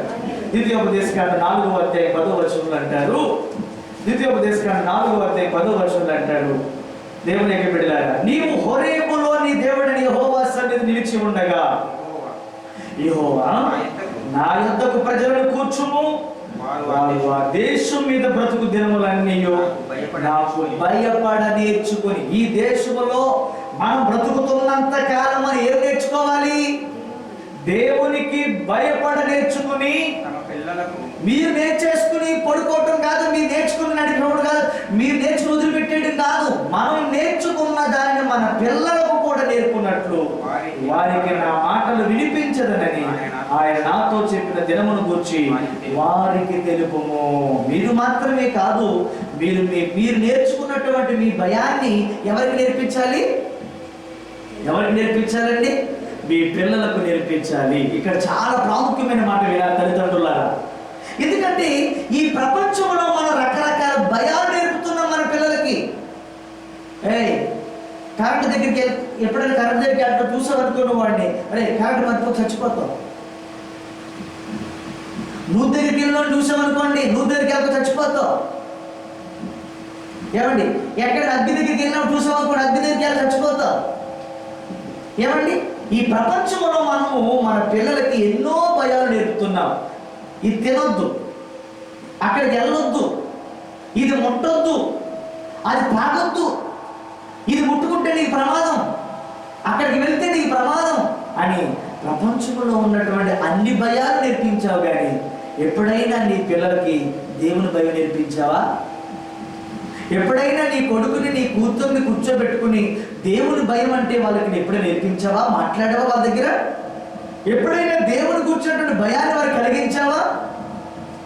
ఈ వీడియో వింటున్న నా ప్రియ తల్లిదండ్రులారా, మీరందరూ మీ పిల్లలకి నేర్పవలసింది ఏంటంటే అన్నిటి విషయంలో భయం కాదు, దేవుని పట్ల భయాన్ని వాళ్ళకి నేర్పండి.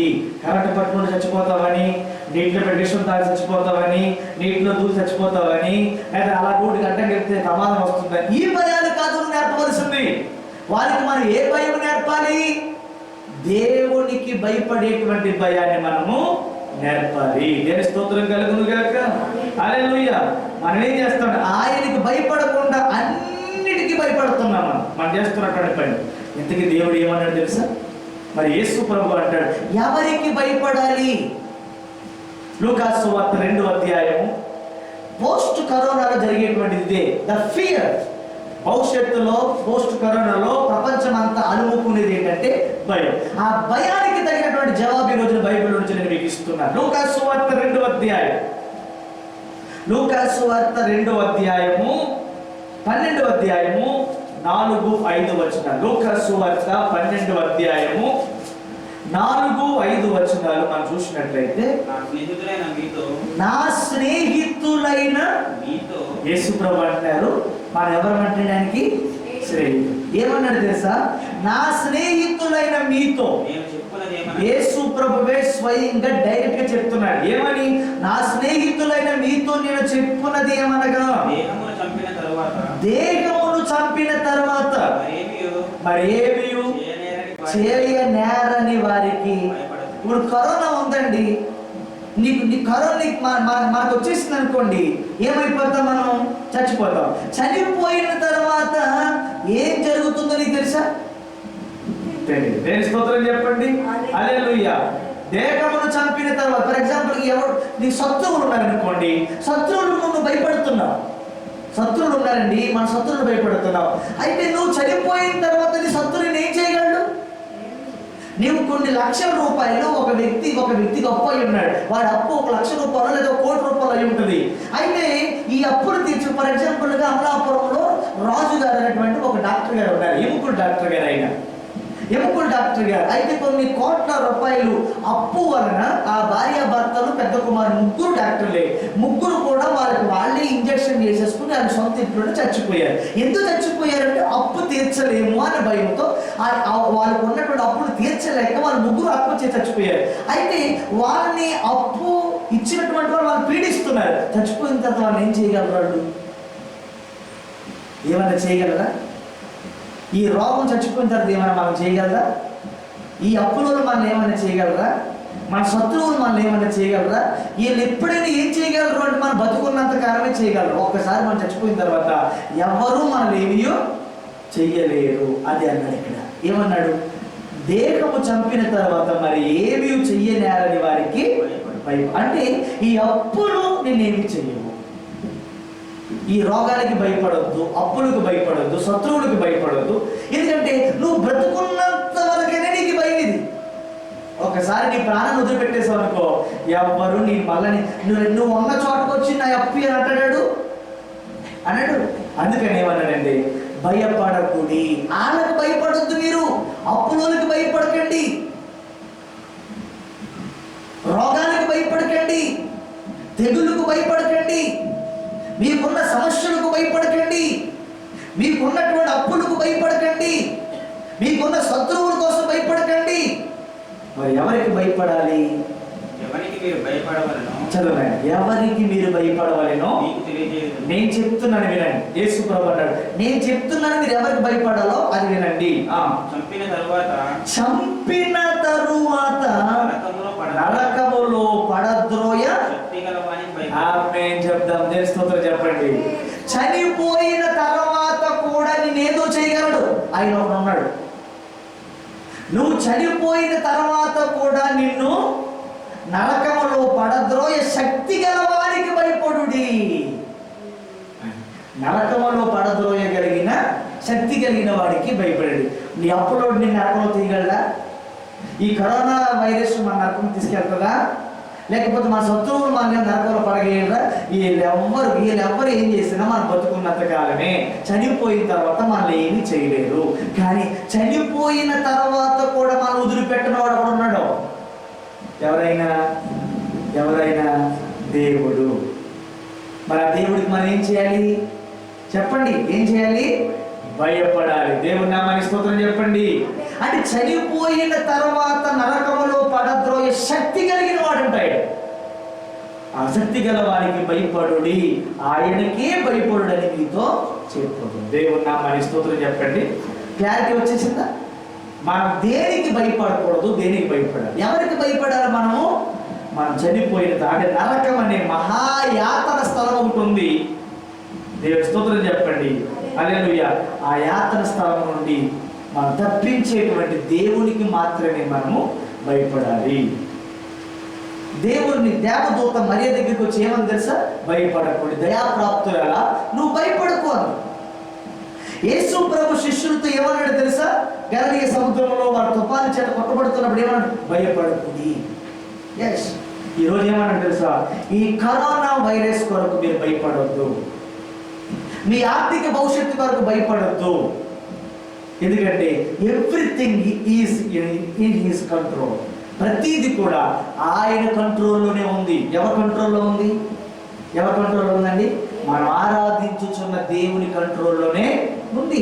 సూర్యుడు ఆయన కంట్రోల్లోనే ఉంది, చంద్రుడు ఆయన కంట్రోల్లో ఉన్నాడు. మనం చూస్తున్న ఈ ప్రపంచం యావత్తు కూడా ఎవరి కంట్రోల్లో ఉంది? ఆయన కంట్రోల్లో మాత్రమే ఉన్నది. దేవుడు నామానికి స్తోత్రం కలుగును గాక. హల్లెలూయా. అందుచేత దేవుడు అంటున్నాడు, మీరు చనిపోయిన తర్వాత ఏమీ చేయలేని వాళ్ళకి భయపడకండి.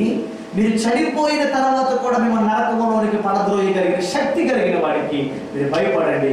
ఆయనే లోకరక్షకుడైన యేసుక్రీస్తు. దేవుని స్తోత్రం చెప్తాం.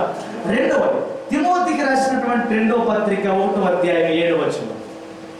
తిమోతి రాసిన 2వ పత్రిక 1వ అధ్యాయము 7వ వచనం. 2వ తిమోతి 1:7. దేవుడు మనకు శక్తియు ప్రేమయు ఇంద్రియ నిగ్రహమును గల. ఇంద్రియ నిగ్రహం అంటే ఏంటి? ఏదైనా సరే తట్టుకోగలిగినటువంటి శక్తి, ఎంతటి భయాన్నైనా సరే ధైర్యం ఎదుర్కోగలిగేటువంటి శక్తి. ఇంద్రియ నిగ్రహము గల ఆత్మనే ఇచ్చెను గాని పిరికితనము గల ఆత్మను మనకి ఇవ్వలేదు. దేవుని పిల్లలు, ప్రభువుని ఎరిగినటువంటి వారు, రక్షింపబడినటువంటి వారు, రక్షణ అనుభవంలోకి వచ్చినటువంటి వాళ్ళు, వారు మనసు పొంది బాప్తిసం తీసుకున్నటువంటి వారికి దేవుడిచ్చిన ఆత్మ ఏంటి? పిరికితనమా? పాము కనబడితే భయం, చప్పేతే భయం, ఏదో చీకట్లో కొబ్బరికాయలు పడి అని సౌండ్ వస్తే భయం. దేవుడు మనకు ఆత్మ ఇచ్చాడా? నీవు ఒంటరిగా ఉన్నా సరే నీ ఇంట్లో నువ్వు భయపడవలసిన పని లేదు. అర్ధరాత్రి నువ్వు చీకట్లో ప్రయాణిస్తున్నా కూడా నువ్వు భయపడవలసిన పని లేదు. ఎన్ని పావులు నీ కనబడి పగబెట్టినా సరే నువ్వు భయపడవలసిన పని లేదు. ఎందుకంటే దేవుడు మనకి పిరికితనము కలిగిన ఆత్మను ఇవ్వలేదు. దేవుని స్తోత్రం చెప్పండి. మనం పిరికితనం కలిగిన ఆత్మను ఇవ్వలేదు అని అపోస్తలుడైన పౌలు తిమోతికి ఇస్తున్న హెచ్చరిక. అర్థమవుతుందండి? అందుచేత మనం దేవునికి ఎప్పుడైతే అప్పగించుకుంటున్నామో అప్పుడే మనలోనికి ఆత్మ వచ్చింది. మారు మనసు పొంది బాప్తిస్మం తీసుకుని ఎప్పుడైతే దేవుని బిడ్డలుగా మార్చబడ్డామో మనలోనికి ఎవరు వచ్చారు? దేవుని యొక్క ఆత్మ వచ్చింది. దాని పేరే పరిశుద్ధాత్మ. బైబిల్ ఏమంటుంది? పరిశుద్ధాత్ముడు మీ మీదకి వచ్చినప్పుడు మీరందరూ ఏం పొందుకుంటారట? శక్తి పొందుకుందురు.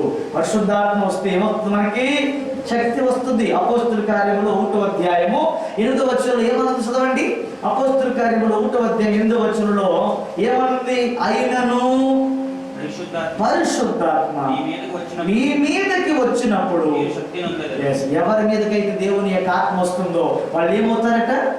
మీరు ఇంకా భయంతో, రోగాల భయంతో, దెయ్యాల భయంతో, అప్పుల భయంతో, రోగాల షుగర్ భయంతో, బీపీల భయంతో మీరు ఉన్నారు అంటే ఇంతకీ మీలోకి ఎవరు రాలేదు? పరిశుద్ధాత్మ. మనలోనికి ఎప్పుడైతే పరిశుద్ధాత్ముడు వస్తాడో అప్పుడు మనలోనికి పిరికితనం అనేది పోయి ధైర్యాన్ని మనకు కలుగుతుంది. దేవుని నామానికి స్తోత్రం చెప్పండి. హల్లెలూయా. లాక్డౌన్ ఎత్తేసినా మనకి ఏముండదు? భయం ఉండదు. దేవుని నామానికి స్తోత్రం చెప్పండి. హల్లెలూయా. అందుచేత ఏమంటాడంటే మనం దేవునికి భయపడే వారిగా ఉండాలి. ఇంతకీ భయానికి ఆరంభం ఏంటి? పాపము. భయానికి ఆరంభం పాపం. రోమపత్రిక 8వ అధ్యాయము 15వ వచనంలో అంటాడు, 8:15, ఏలయనగా మరలా భయపడుటకు ఒకప్పుడు భయపడ్డావు. ప్రభు దగ్గరికి రాకముందు నీకు అంత భయమే. యేసయ్య నమ్ముకోక ముందు అంత భయమే. నీవు దేవుని యొద్దకు, ప్రభు దగ్గరికి, యేసు దగ్గరికి వచ్చి రక్షణ పొందక ముందు, ఆయన యొద్దకు రాకముందు, ఆయన దేవుడిగా నువ్వు అంగీకరించక ముందు నీ జీవితం అంతా ఎలా ఉంది? భయంతోనే ఉంది. భయం. ఏది చేసినా భయమే, ఎక్కడికి వెళ్ళినా భయమే, ఎలా ఉన్నా కానీ ఇప్పుడు భయం లేదు. ఎందుకు లేదు? ఆ భయం ఎక్కడ పోయింది? మీరు మరలా భయపడుటకు మీరు దాస్యపు ఆత్మను పొందాలి. దాస్యపు ఆత్మ అంటే ఏంటంటే కొన్ని రోజులు బానిసత్వం చేయడం. దాస్యపు ఆత్మను, ఏదో పరాయి సవితి తల్లి ఆత్మను మీరు పొందుకోలేదు. దాస్యపు ఆత్మను మీరు పొందుకోలేదు. దత్తపుత్రాత్మను పొందితిరి అంటే యేసయ్య మనల్ని ఏం చేశాడు? దత్తత చేసుకున్నాడు. ఏం చేసుకున్నాడు అంటే అండి, మన మారు మనసు పొంది బాప్తిస్మం ఎప్పుడైతే పొందామో అప్పుడే దేవుడు మనల్ని ఏం చేశాడు?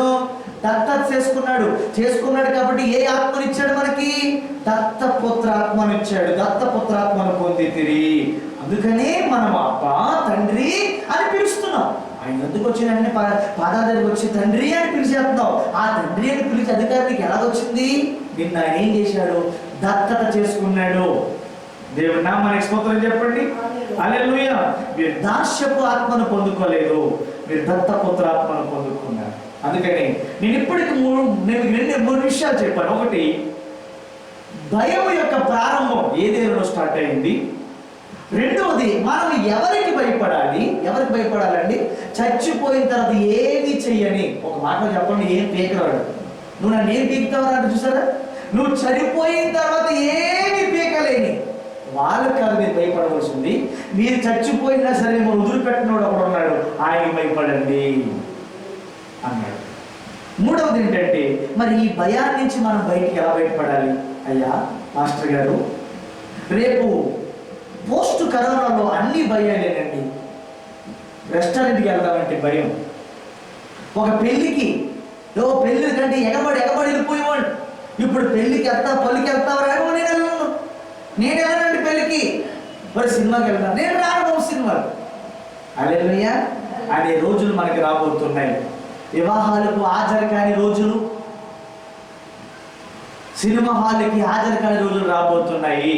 అయితే మరి అటువంటి భయాంకరమైనటువంటి దినాలలో మనకి మరి భయం నుంచి బయటపడాలండి. ఆ భయాన్ని నుంచి బయటపడటం, ఆ భయాన్ని ఓవర్కమ్ చేయటం, ఆ భయాన్ని ఎదుర్కోవడం ఎలా ఎదుర్కోగలం మనం ఆ భయాన్ని?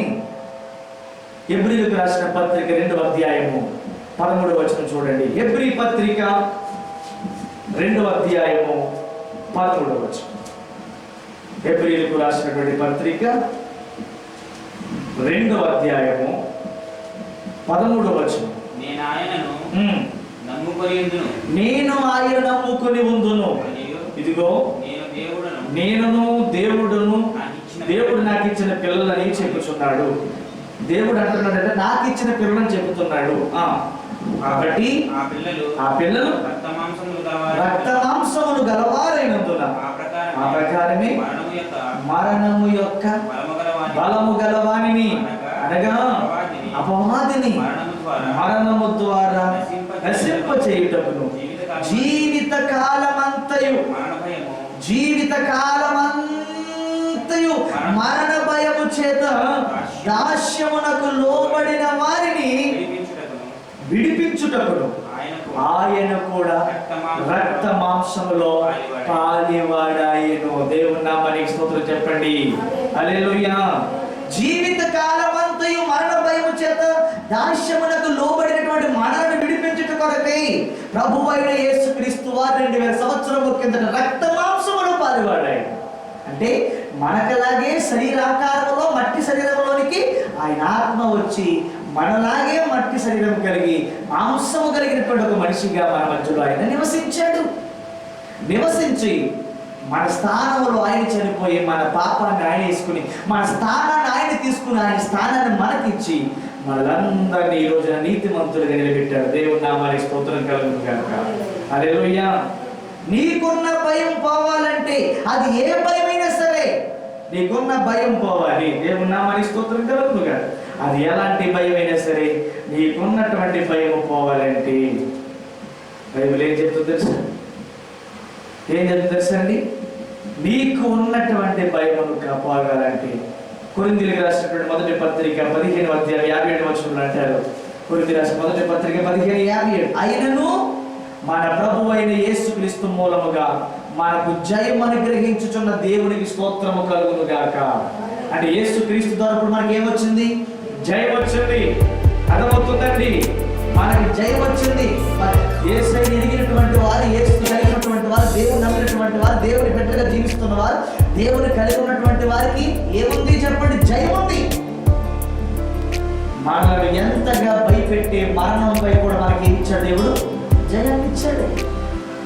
ప్రపంచాన్ని శాసించు ఎంతటి గొప్ప వ్యక్తులైనా సరే, చక్రవర్తులు రాజులను సహితం కూడా భయపెడుతున్నటువంటి మరణం మీద వేసే మనకి ఏం ఇచ్చాడు చెప్పండి? జయం ఇచ్చాడు. దేవుడు నామానికి స్తోత్రం కలుగును గాక. ఆ యేసుక్రీస్తు ద్వారా మనకు జయం. అర్థమవుతుందండి? అందుచేత ఆదిలో వాక్యమై ఉన్నటువంటి దేవుడు ఏమండి శరీరధారి మన మధ్య నివసించాడు.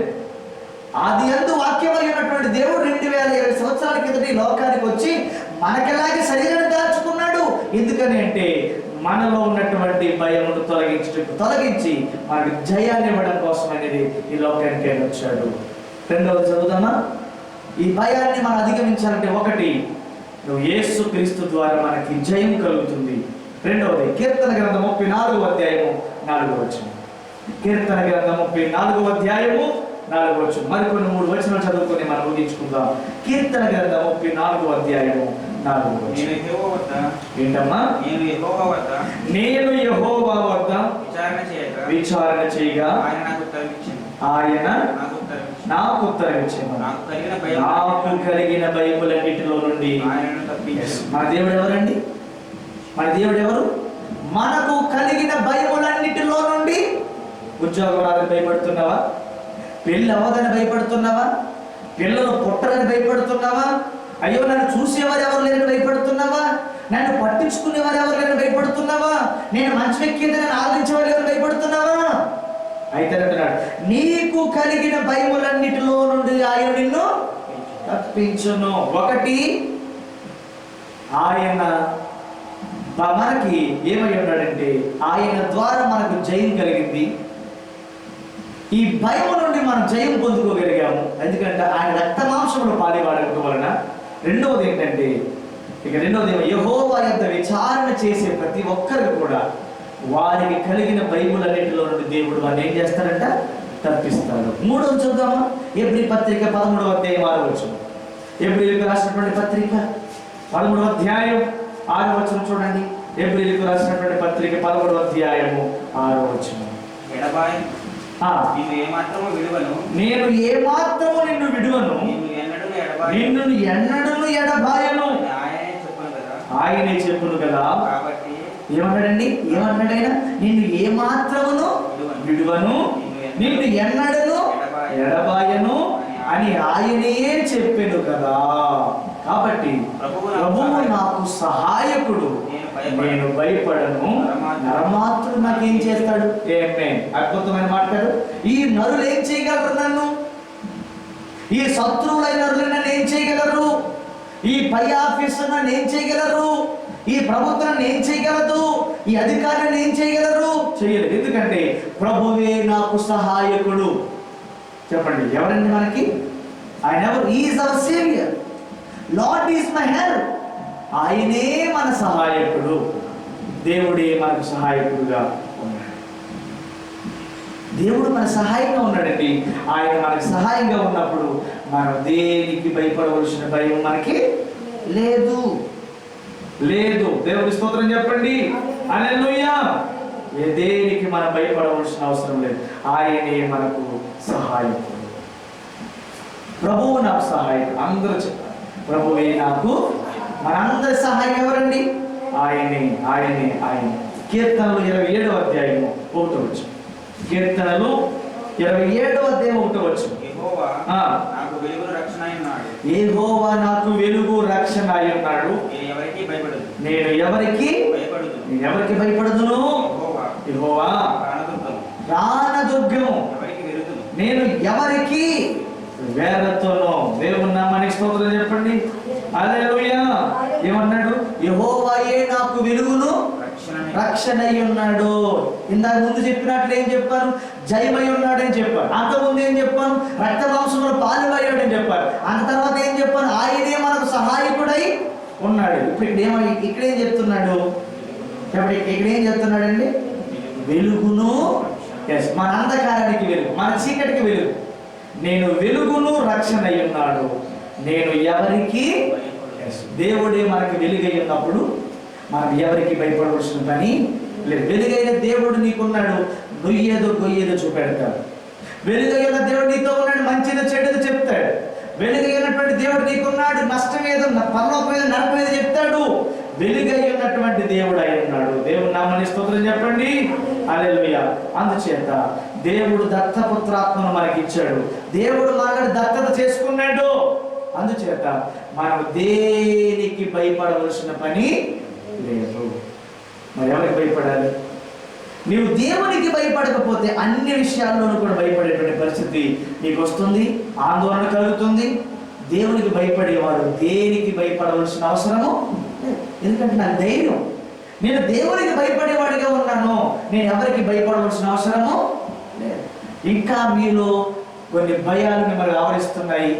అయ్యో నా కొడుకు పరిస్థితి చూస్తే బాగాలేదు, ఆయన నన్ను పెంచేలాగా లేడు, ఆయన నన్ను పోషించేలా లేడు, మరి నేను మా ఆయన వంగిపోతే మాకు ఎవరు పెడతారని భయంతో ఉన్నామేమో.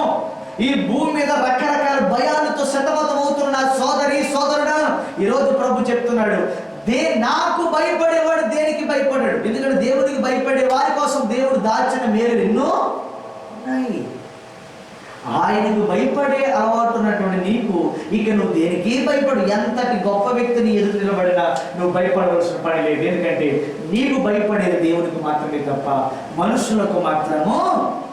భవిష్యత్తులో జరగబోతున్న రాబోతున్న దినాలలో మరి కరోనా వైరస్ ద్వారా సంభవించబోయేటువంటి ప్రమాదకరమైనటువంటి ఈ పరిస్థితుల ప్రమాదకరమైనటువంటి సందర్భముల నుండి, ప్రమాదకరమైన సిచ్యువేషన్స్ నుండి మనం తప్పించబడడానికి పోస్ట్ కరోనా అంటే అందరికీ భయం, అన్ని భయాలు. ఇంకా కొత్త కొత్త కొత్త భయాలు రాబోతున్నాయి. మనకి మొబైల్ చూస్తున్న ఎన్నో రకాల భయాలు. ఒకటి అయినప్పుడు ఇంకోటి అంటాడు, ఇంకో దిగులు వచ్చేస్తున్నా అంటాడు ఇంకొకడు, ఇంకోటి అంటాడు ఇంకో ప్రమాదం వచ్చేస్తానంటే ఇంకొకడు, అదిగో భూకంపం వచ్చేస్తానంటే ఇంకొకడు, అదిగో చూడండి ఆకాశం పడిపోతుంది అంటాడు. ఇలా రకరకాల భయాలు వస్తాయి. అయితే విశ్వసించువాడు ఎప్పటికీ కలవరపడడు. దేవుని స్తోత్రం చెప్పండి. దేవుని యందు విశ్వాసం ఉంచువారు దేనికి కలవరపడరు, దేనికి భయపడరు, దేనికి భయపడవలసిన అవసరము లేదు. ఈ అప్పులు ఎలా తీర్చాలని భయపడుతున్నావా? అయ్యో నాకు ఈ రోగం వచ్చేది, నాకు బీపీ షుగర్ వచ్చేసింది, నేను ఎలాగ మరి మందులు మింగకపోతే ఏమైపోతే భయపడుతున్నావా? అయ్యో నాకు గుండె ఆపరేషన్ చేయించుకున్నాను, మరి నేను మందులు ఆడకపోతే చచ్చిపోతానని భయపడుతున్నావా? నీ భయం ఏంటో నేను చెప్తున్నాను. ఇన్ని రకాల భయాల్లో పడిపోయి అసలైన సిసలైన భయాన్ని మర్చిపోయే నువ్వు. ఏంటి అసలైన సిసలైన భయము? పనికి మాలిన మెట్లు అందుతున్నటువంటి భయాన్ని పక్కన పెట్టి ఎవరి మీద ఉండాలి భయం? మనకి దేవుని మీద ఉండాలి. ఎలాంటి భయం అంటే చనిపోయినా కూడా, చచ్చిపోయిన తర్వాత కూడా మనల్ని నరకములోనికి తీసుకుని నడిపించగలిగిన శక్తి కలిగిన దేవునికి మనం ఏం చేయాలట? భయపడే వారిగా ఉండాలి. అందుచేత నేను మీకు 4 విషయాలు ఈ రోజున నేను చెప్పడం జరిగింది. భయానికి మూలం ఏంటి, రెండోది మనం ఎవరికి భయపడాలి, మూడవది how to come out from this of the fear. ఈ భయం నుండి మనం ఎలా బయటపడాలి? ఈ భయాల నుంచి మనం బయటకు తీసుకొచ్చేది ఎవరు? ఒకటి, మన వలెని రక్త మాంసములను పాలు పంచుకున్న యేసుక్రీస్తు, ఆయన ద్వారానే మనకి జయం ఉంది. రెండవది, ఆయనే మనకు గొప్ప సహాయకుడిగా ఉన్నాడు, రక్షకుడుగా ఉన్నాడు. తర్వాత అంటున్నాడు, ప్రియమైనటువంటి దేవుని యొక్క బిడ్డలారా, మన జీవితంలో ఆయన సహాయకుడు, ఆయన రక్షకుడిగా ఉన్నాడు.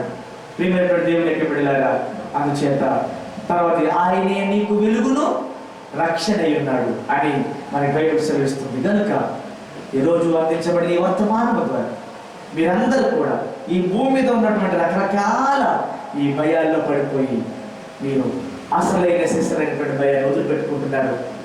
మీ జీవితంలో ప్రాముఖ్యమైనటువంటి భయాన్ని వదిలిపెట్టుకున్నారు. ఆ ప్రాముఖ్యమైనటువంటి భయం ఏంటంటే దేవుడి భయము. అంటే దేవుడు కూర్చున్నటువంటి భయాన్ని మీరు మర్చిపోతున్నారు. అటువంటి దేవుడు కూర్చున్నటువంటి భయాన్ని మరి మీరు పోగొట్టుకుంటున్నారు. అందుచేత నేను చెప్పేది ఏంటంటే మీరు మాత్రమే కాదు, మీరు మీ పిల్లలకు అది నేర్పించాలి. మీరు నేర్చుకోవాలి, మీ పిల్లలకు అది నేర్పించాలి. దేవుడు ఏమన్నాడు తెలుసు? మీ తరతరములకు దేవుని కూర్చున్న భయమును వారికి నేర్పండి. మీ తరతరములకును దేవుని కూర్చున్న భయమును వారికి నేర్పండి అని మనకి బైబిల్ స్పష్టంగా చెప్తా ఉంది. దేవుని వాక్యం మనకు చెప్తా ఉంది. కనుక నా ప్రియ తల్లులు తండ్రులు, మీరు దేవుని పట్ల దేవుని భయాన్ని మీ పిల్లలకి నేర్పించండి. ఇట్టి మాటలు ఇటు కృప దేవుడు మీకు అందరికీ కూడా అనుగ్రహించును గాక. ఆమేన్. ఆమేన్. ప్రేమ కలిగిన మా తండ్రి, కృప కలిగిన మా యేసు ప్రభువా, మీ పరిశుద్ధమైన మీ శ్రేష్టమైన నామములు పొందునాలు. గడిచిన కాలం అంతా కూడా మీరు మమ్మల్ని కాచి కాపాడి సజీవులుగా ఉంచి ఇంతవరకు మీరు మా మధ్యలో ఉండి మమ్మల్ని బలపరిచి నడిపించిన విధమును బట్టి ఇస్తున్నారు. మేము దేనికి భయపడాలో దేనికి భయపడకూడదు, రాబోతున్నటువంటి దినాలలో మేము ఎలాంటి పరిస్థితులను చూడబోతున్నామో వాటిని ఎదుర్కోగలిగినటువంటి సామర్థ్యాన్ని, వాటిని ఎదుర్కొనేటువంటి విశ్వాసాన్ని, ధైర్యాన్ని మీరు మాకు దయచేయమని ప్రార్థన చేస్తున్నారు. రాబోతున్నటువంటి ఆ యొక్క దినాలలో మరి ఈ కరోనా వైరస్ ద్వారా ప్రపంచవ్యాప్తంగా కలుగుతున్నటువంటి భయాందోళన నుండి మరి మేము దూరపరచబడి విశ్వసించువారు ఎన్నటికీ కదల్చబడరు అని మీరు చెప్పిన రీతిగా మేము కలవరపడకుండా మా ఆత్మీయమైనటువంటి జీవితాన్ని కాపాడుకునే గొప్ప మాకందరికీ దయచేయండి. మీరు ఆకడలో ఎత్తబడేటువంటి ధన్యత, నిరీక్షణ మాకందరికీ దయచేయమని కోరుకుంటూ ప్రార్థన ఆలకించే దేవుడిగా మీరున్నారు. రాబోతున్నటువంటి ఆ భయంకరమైనటువంటి పరిస్థితుల నుండి మీరు మమ్మల్ని తప్పించి నడిపించమని, కృప చూపించమని, అయినా మమ్మల్ందరినీ కూడా మీరు కాపాడి ఈ భయము నుండి మమ్మల్ని తొలగించి నీ భద్రతను మాకు దయచేయమని, అయినా నేను అక్కడ ఆలస్యమైతే మరోసారి అందరము ఈ విధముగా కలిసి నీ నామమును స్తుతించుకునే గొప్ప ధన్యత భాగ్యం మాకు దయచేయమని యేసు పరిశుద్ధ నామమున మా ప్రార్థనలు అడిగి పొందుకుని ఉన్నాము తండ్రి. ఆమేన్. మా తండ్రి అయిన దేవుని ప్రేమ, రక్షకుడైన క్రీస్తు కృప, పరిశుద్ధాత్మని అన్యోన్యమైన సహవాసము ఇప్పుడు ఎల్లప్పుడూ సదాకాలం తోడే నీడయుడుగాక. ఆమేన్. God bless you. అందరికీ వందనాలు.